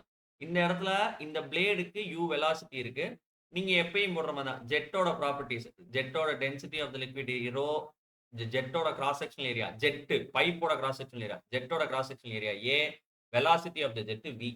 இப்போ நான் என்னோட ஃப்ரீ கண்ட்ரோல் வால்யூம் டயக்ராம் வரையணும். என்னோட கண்ட்ரோல் வால்யூம் டயக்ராம நான் எதை வரைய போறேன் அப்படின்னா, இந்த இடத்துல நான் இதுதான் கண்ட்ரோல் வால்யூம்னு ஃபிக்ஸ் பண்றேன். இதுதான் நான் எதை ஃபிக்ஸ் பண்றேன்? கண்ட்ரோல் வால்யூம்னு ஃபிக்ஸ் பண்றேன். கண்ட்ரோல் வால்யூம்னு ஃபிக்ஸ் பண்ணி அவரோட டயக்ராமை இங்கே என்லார்ஜா வரையறேன். கட் பண்ணி வரையணும். கட் பண்ணி நான் வரையணும். கட் பண்ணி வரையறப்ப என் கண்ட்ரோல் வால்யூம் அப்படிங்கிறது இப்ப புரியுதா? ஏன் கண்ட்ரோல் வால்யூம்னா என்ன, அதுக்கான அசம்ஷன் என்ன சொன்னேன், ஏன் வரையணும்? கண்ட்ரோல் சர்ஃபேஸ், இதுதான் கண்ட்ரோல் சர்ஃபேஸ். இப்போ இந்த கண்ட்ரோல் சர்ஃபேஸ்ல velocity perpendicular to the surface வரையணும். ஓகே, என்ன வெலாசிட்டி? ஸ்ட்ரைக் ஆகிற இடத்துல பில வந்திருக்கும், இந்த பிளேட் யூல போய்கிட்டு இருக்கு. அப்ப relative velocity v minus U. அடிக்கிறப்ப v மைனஸ் யூனா, உள்ள வந்து தொடரப்ப v மைனஸ் யூனா, வெளியில போறப்பையும் v மைனஸ் யூ தான். v மைனஸ் யூ தான். இப்ப இந்த பிளேட் இப்படி நகருது அப்படின்னா, இன்டர்ன் இந்த பிளேட் என்ன பண்ணும்? ஒரு ஃபோர்ஸ் எக்ஸர்ட் பண்ணும். இன்டர்ன் இந்த பிளேட் என்ன பண்ணும்? ஒரு ஃபோர்ஸ் எக்ஸர்ட் பண்ணும் எக்ஸ் டைரக்ஷன்ல. ஓகேவா? இது போக வேற ஏதாவது இருக்கா? தெரிஞ்சுக்க வேண்டிய கான்செப்ட். இங்க மாஸ் ஃப்ளக்ஸ் என்ன, மாஸ் ஃப்ளக்ஸ் ஸ்ட்ரைக்கிங் என்ன, மாஸ் ஃப்ளக்ஸ் இஷ்யூட் என்னங்கிற கான்செப்ட். மாஸ் ஃப்ளக்ஸ் ஸ்ட்ரைக்கிங் தயவு செஞ்சு என்ன போடக்கூடாது? Rho A V minus U போடக்கூடாது. என்ன போடணும்? ஜெட் லென்த் இன்க்ரீஸ் ஆகுதா? இன்க்ரீஸ் ஆகல. அப்ப என்ன மாஸ் ஃப்ளக்ஸ் இஷ்யூ பண்ணோமோ அதே மாஸ் ஃப்ளக்ஸ் தான், ரோ ஏ வி தான். அப்ப இங்க மாஸ் ஃப்ளக்ஸ் என்னது? இஷ்யூடு மாஸ் ஃப்ளக்ஸ் என்னது? Rho A V. அப்ப ஸ்ட்ரைக்கிங் மாஸ் ஃப்ளக்ஸும் அதே ரோ ஏ வி. இப்ப நம்மளோட கான்செப்டை யூஸ் பண்ணுவோம். இப்ப நம்ம கான்செப்டை யூஸ் பண்ணுவோம். என்ன concept? Summation of force in x direction is equal to delta m dot velocity in x direction அப்படின்னு போடணும். இப்ப m dot velocity in x direction final minus m dot velocity in x direction initial. force in x direction என்ன இருக்க போகுது? நம்மளோட sign convention என்ன சொல்லுது? இது பாசிட்டிவ் x, இது நம்மளோட பாசிட்டிவ் x, இது வந்து நம்மளோட பாசிட்டிவ் y, இது நம்மளோட பாசிட்டிவ் y. அப்ப கண்டிப்பா என்ன இருக்க போகுது? Minus fx is equal to m dot, m dot கான்ஸ்டன்டா, m dot ஃபைனலும் இனிஷியலும், அதாவது இதுதான் நம்மளோட இனிஷியல், அதாவது 1 1. இங்க என்ன m dot இருக்க போகுது? Row AV. வெளியில வர்றப்ப என்ன வரப்போகுது? ரோ ஏவி தான் வரப்போகுது. என்ன மாஸ் ஃப்ளக்ஸ் இத்தனை கேஜி பெர் செகண்ட் உள்ள போச்சுன்னா அத்தனை கேஜி பெர் செகண்ட் வெளியில வரும். அப்ப m dot constant, m dot constant. இப்ப வெலாசிட்டி ஃபைனல்ல போய் பார்க்கிறேன். எக்ஸ் டைரக்ஷன்ல ஏதாவது வெலாசிட்டி இருக்கா? கிடையாது. அப்ப இந்த டேர்ம் வானிஷ் ஆயிரும். அப்ப எந்த டேர்ம் மட்டும் தான் இருக்கும்? Minus m dot velocity in X direction initial. இப்ப இந்த மைனஸ் மைனஸ் கேன்சல் ஆயிருச்சுன்னா, ஃபோர்ஸ் இன் எக்ஸ் டைரக்ஷன் எதுக்கு ஈக்குவலா இருக்க போகுது? m dot velocity in X direction initial. Velocity in X direction இனிஷியல்ல எவ்வளோ இருக்கு? v மைனஸ் u இருக்கு. அப்ப m dot v minus u. அப்ப fxக்கு என்ன formula? fx is equal to m dot v minus u. v minus u. இப்பதான் twist. போன கேஸ்லயும் இதே தான் வந்துச்சு. போன கேஸ்லயும் போய் பார்த்தீங்க அப்படின்னா fx is equal to m dot v minus u. ஆனா m dot இங்க rho a v minus u. rho a v minus u. ஆனா இங்க ஸ்ட்ரைக்கிங்கும் இஷ்யூடும் ஒரே மாஸ் ஃப்ளக்ஸ் தான். அப்ப rho a v into v minus u. போன கேஸ்ல rho a v minus u the whole square. இங்க rho a v into v minus u. அப்ப இதை தனியா நோட் பண்ணி வச்சுக்கோங்க. fx is equal to rho a v into v minus u. This is your first equation. This is your first equation. இதே மாதிரி ரெண்டாவது நம்ம என்ன கண்டுபிடிக்க போறோம்? Output power. ரெண்டாவது நம்ம என்ன கண்டுபிடிக்க போறோம்? Output power. ரெண்டாவது அவுட்புட் பவர் கண்டுபிடிக்க போறோம். அவுட்புட் பவர் அப்படின்னா ரொம்ப சிம்பிள். அவுட்புட் பவர்னா ரொம்ப சிம்பிள். நீங்க தான் சொன்னீங்க force in X direction into velocity of the plate in X direction. Velocity of the plate in X direction. அப்ப ஃபோர்ஸ் இன் எக்ஸ் டைரக்ஷன் என்னது? Rho A V into V minus U into U. அப்ப output பவருக்கான formula வந்துருச்சா? Output power is given as rho a v u v minus u v minus u. இதுதான் equation number 2. இதான் equation number 2. இப்ப மூணாவது input power. Input பவருக்கு நான் சொல்லிட்டேன். Input power kinetic energy based on the initial issued mass flux of into m dot into v square. இனிஷியலா எவ்வளவு mass flux issue பண்ணியிருக்கோம்? ரோ ஏ வி இஷ்யூ பண்ணியிருக்கோம். Velocity v square. அப்ப rho A V cube by 2. Rho A V cube by 2. இதுதான் என்னது? இதுதான் என்னது? என்னோட kinetic energy. Rho A V cube by 2. அப்ப kinetic energy per unit time. அப்ப இன்புட் பவர் கண்டுபிடிச்சாச்சா? என்ன வருது? Input power is given as rho A V cube by 2. Rho A V cube by 2. இதுதான் என்னோட ஈக்குவேஷன் நம்பர் 3. இப்ப fourth final step efficiency. Efficiency is given as output power by input power. Okay, output power தெரியும். rho a into v into u into v minus u divided by rho a v cube by 2. அப்ப என்ன ஆயிரும்? 2 மேல போயிரும். 2 மேல போச்சு அப்படின்னா 2 into v into இந்த v யும் v யும் கேன்சல் ஆகும். rho a கேன்சல் ஆயிரும். v யும் v ஸ்கொயரும் கேன்சல் ஆயிரும். அப்ப ஆப்வியஸா என்ன வரும்? 2 into u into v minus u divided by v square வரும். போன கேஸ்ல என்ன வந்துச்சு? நல்லா போய் பாருங்க. 2 into u into v minus u the whole square இருந்துச்சு. அப்ப இங்க v cube இருந்துச்சு. இங்க என்ன வருது? 2 into u into v minus u. இங்க ஸ்கொயர் இல்ல. அப்ப இங்க ஒண்ண குறைக்கணும் யூனிட் கன்சிஸ்டன்சி காண்டி. அப்ப 2 into மேல வந்து சப்ராக்ஷன் ஆஃப் வெலாசிட்டினா மீட்டர் பெர் செகண்ட். இதுவும் மீட்டர் பெர் செகண்ட். அப்ப மீட்டர் ஸ்கொயர் பெர் செகண்ட் ஸ்கொயர்னா கீழே metre square per second square தான் இருக்கும். அப்ப ஃபைனலா எஃபிஷியன்சிக்கு என்ன ஃபார்முலா வருது? Efficiency is given as 2u v minus u by v square. This is your fourth equation. So 4 equation second கேஸ்க்கு டெரைவ் பண்ணியாச்சா? இதுல ஸ்பெஷலா ஒரே ஒரு கண்டிஷன் மட்டும் நோட் பண்ணி வச்சுக்கோங்க. இதுதான் கிட்டத்தட்ட உங்க டர்பைன் கண்டிஷன் மாதிரி. a case of a turbine. ஏன்னா டர்பைன்ல என்ன ஆகும்? ஆனா பிளாட் பிளேட் இருக்காது டர்பைன்ல. ரியாலிட்டில every turbine is going to have a curved vane. If the turbine is supposed to have ஒரு windmill மாதிரி ஒரு particular case இருக்கு. ஏர் போய் ஸ்ட்ரைக் ஆகுது. ஏர் is also still a fluid, but it will have different densities. Again, initially உள்ள ஒரு density, it will become more complicated, but for mechanical and chemical engineering, it is more interesting. So here, இப்போ நம்ம அடுத்து நம்ம பார்க்கணும் அப்படின்னா இந்த special case, இந்த ரெண்டாவது கேஸ்ல மட்டும் உங்கள்ட்ட ஒரு கேள்வி கேட்கறாங்க. What is the condition for maximum எஃபிஷியன்சின்னு கேட்கறாங்க. ஏன்னா டர்பைன் மாதிரி ஒரு கண்டிஷன் சொல்லிட்டேன். டர்பைன் மாதிரி நீங்க ரன் பண்றீங்க அப்படின்னா என்ன கண்டிஷன் இருந்துச்சுன்னா மேக்ஸிமம் எஃபிஷியன்சி வரும் அப்படின்னு நம்மள்கிட்ட கேட்கறாங்க. Condition for maximum efficiency for case 2. எஃபிஷியன்சிக்கு ஃபார்முலா இப்பதான் சொன்னீங்க. 2 into u into v minus u divided by v square அப்படின்னீங்க. நான் இதை சிம்பிளா ரீஅரேஞ்ச் பண்றேன். 2 into u by v into V minus U divided by V அப்படின்னு எழுதுறேன். V ய வந்து பிரிச்சு எழுதுறேன். அப்ப 2 into U by V into இந்த V ய உள்ள எடுத்துட்டு போனா என்ன ஆகும்? V by V 1ன்னு ஆயிரும். Minus U by V. அப்ப என்டையர் எஃபிஷியன்சிய நான் இப்ப என்ன பண்றேன்? U by V யோட ஃபங்ஷனா கொண்டு வந்துடுறேன். நான் இப்ப என்ன பண்றேன்? assume assume U by V as phi. That is called as your speed ratio. Very, very important term in terms of hydraulic machinery. But hydraulic machinery has been removed from civil engineering from AICT யோட UGB civil syllabusலயும் hydraulic machinery தூக்கிட்டாங்க. கேட்லயும் தூக்கிட்டாங்க. எல்லா இடத்துலயுமே hydraulic machinery தூக்கிட்டாங்க. சரியா? சிவிலுக்கு. ஆனா இந்த impact இருக்கு. மொமெண்டம் ஈக்குவேஷன் அப்ளிகேஷன் இருக்கு. அதனால தான் இத மட்டும் நடத்திக்கிட்டு இருக்கேன். இப்ப ஸ்பீட் ரேஷியோ அப்படின்னா என்னது? U by V ன்னு சொல்றேன். U னா என்னது? பிளேட்டோட வெலாசிட்டி. மூவிங் பிளேட் இருக்கு இல்லையா? பிளேட்டோட வெலாசிட்டி. V அப்படிங்கிறது என்னது? ஜெட்டோட வெலாசிட்டி. அப்ப இந்த பிளேட் வெலாசிட்டி பை ஜெட் வெலாசிட்டிய தான் நான் என்ன சொல்றேன்? ஸ்பீட் ரேஷியோ அப்படின்னு நான் சொல்றேன். என்ன சொல்றேன்? ஸ்பீட் ரேஷியோ அப்படின்னு நான் சொல்றேன். U by V. அப்ப இந்த U by V ய நான் ஃபைன்னு எடுத்துட்டேன்னா, எஃபிஷியன்சிக்கு என்ன ஃபார்முலா வருது? U by V க்கு பதிலா 2 into 1 minus 5. அப்ப கம்ப்ளீட்டா நான் எப்படி கொண்டு வந்துட்டேன்? Efficiency is a function of phi அப்படின்னு நான் கொண்டு வந்துட்டேன். மேக்ஸ்.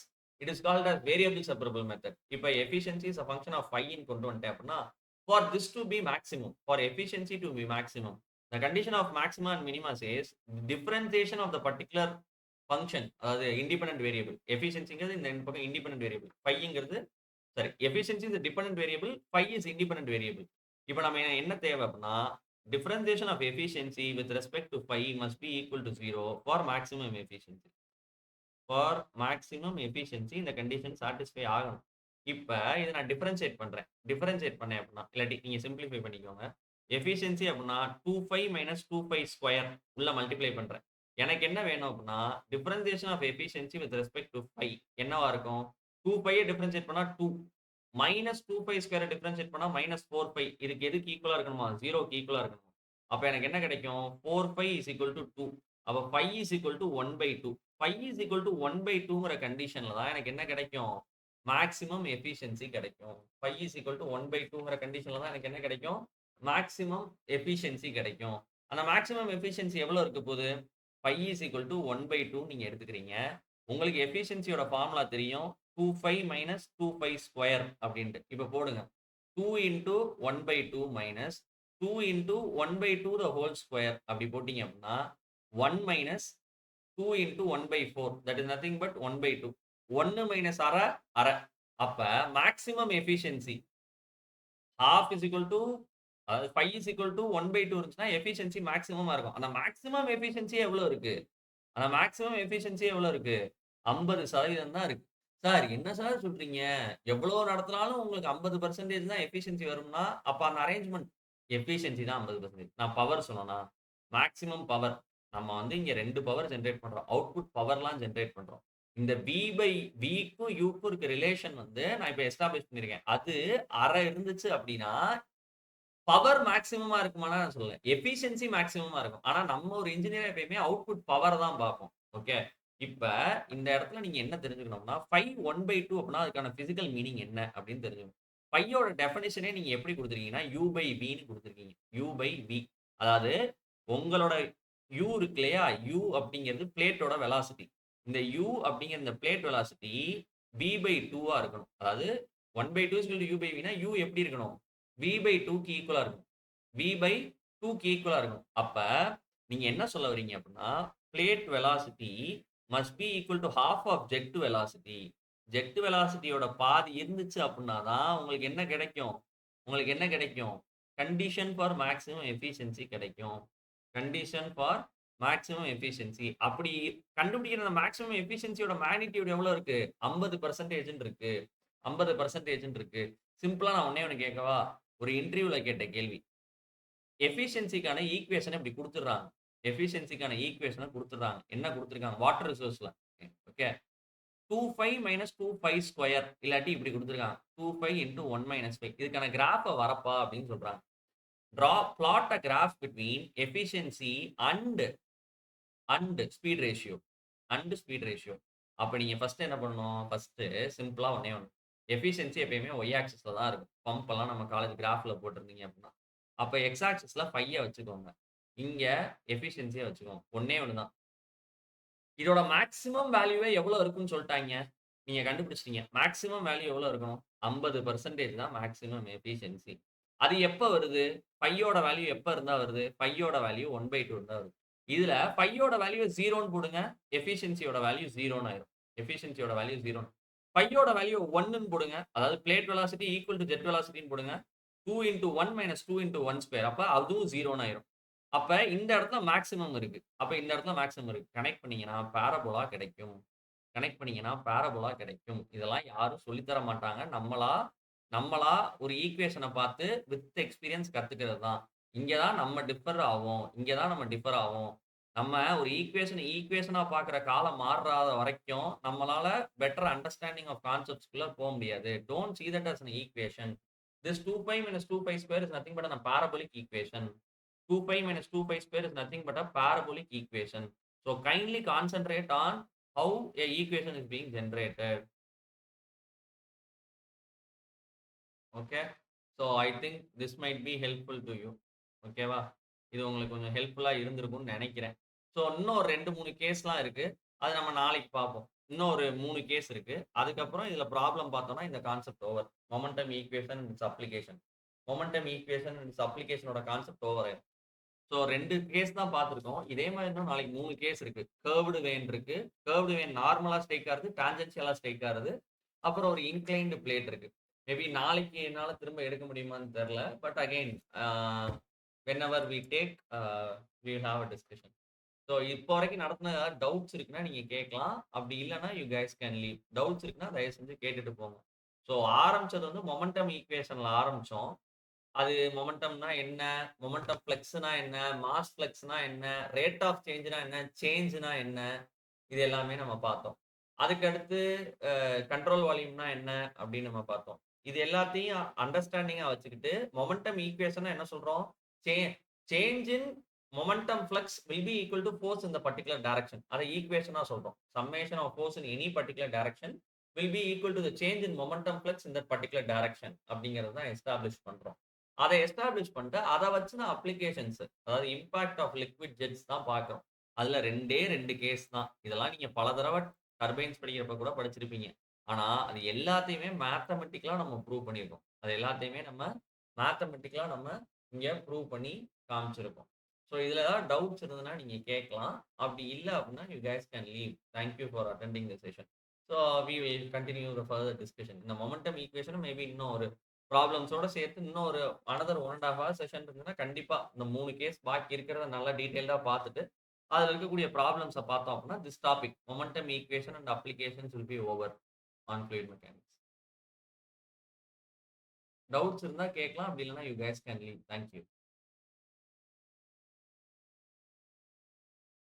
Thank you. சொல்லுங்க.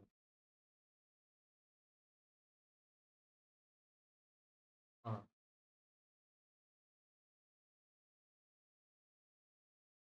அது ஹைட்ரோஸ்டாட்டிக்ஸ்ல நீங்க போய் ஃபண்டமெண்டல் பேசிக் பிரின்சிபிள் எடுத்தீங்க அப்படின்னா, நீங்க மியூட் பண்ணிருங்க. கொஞ்சம் இதா இருக்கு. ஹைட்ரோஸ்டாட்டிக்ஸ்ல நீங்க பிரின்சிபிள் போய் எடுத்து பார்த்தீங்க அப்படின்னா, பாஸ்கல்ஸ் லா என்ன சொல்லுது? Force of a fluid in all direction must be same. ஒரு ஃப்ளூயிடுக்கு நீங்க தண்ணிய கையில என்னைக்காவது எடுத்து வச்சு கையில இழுத்து பார்த்திருக்கீங்களா? Will you be able to apply any force in tensile nature to water? No. It can never be applied. Always you need to apply a compressive force. தண்ணிக்கு நீங்க எக்ஸ்டர்னலா அப்ளை பண்ணாலும் சரி, இன்டர்னலா அது ஒரு ஃபோர்ஸ் ஜெனரேட் பண்ணச்சுனாலும் சரி, it will be compressive in nature.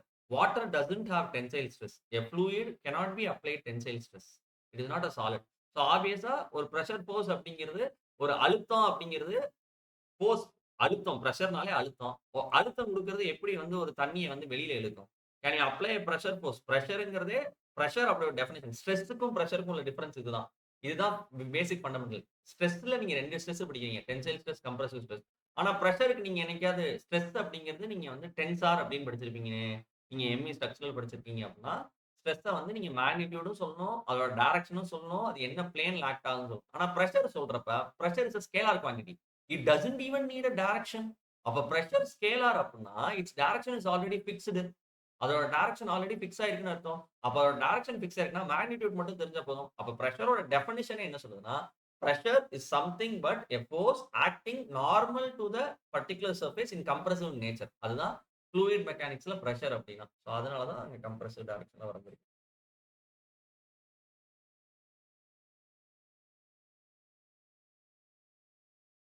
Thank you.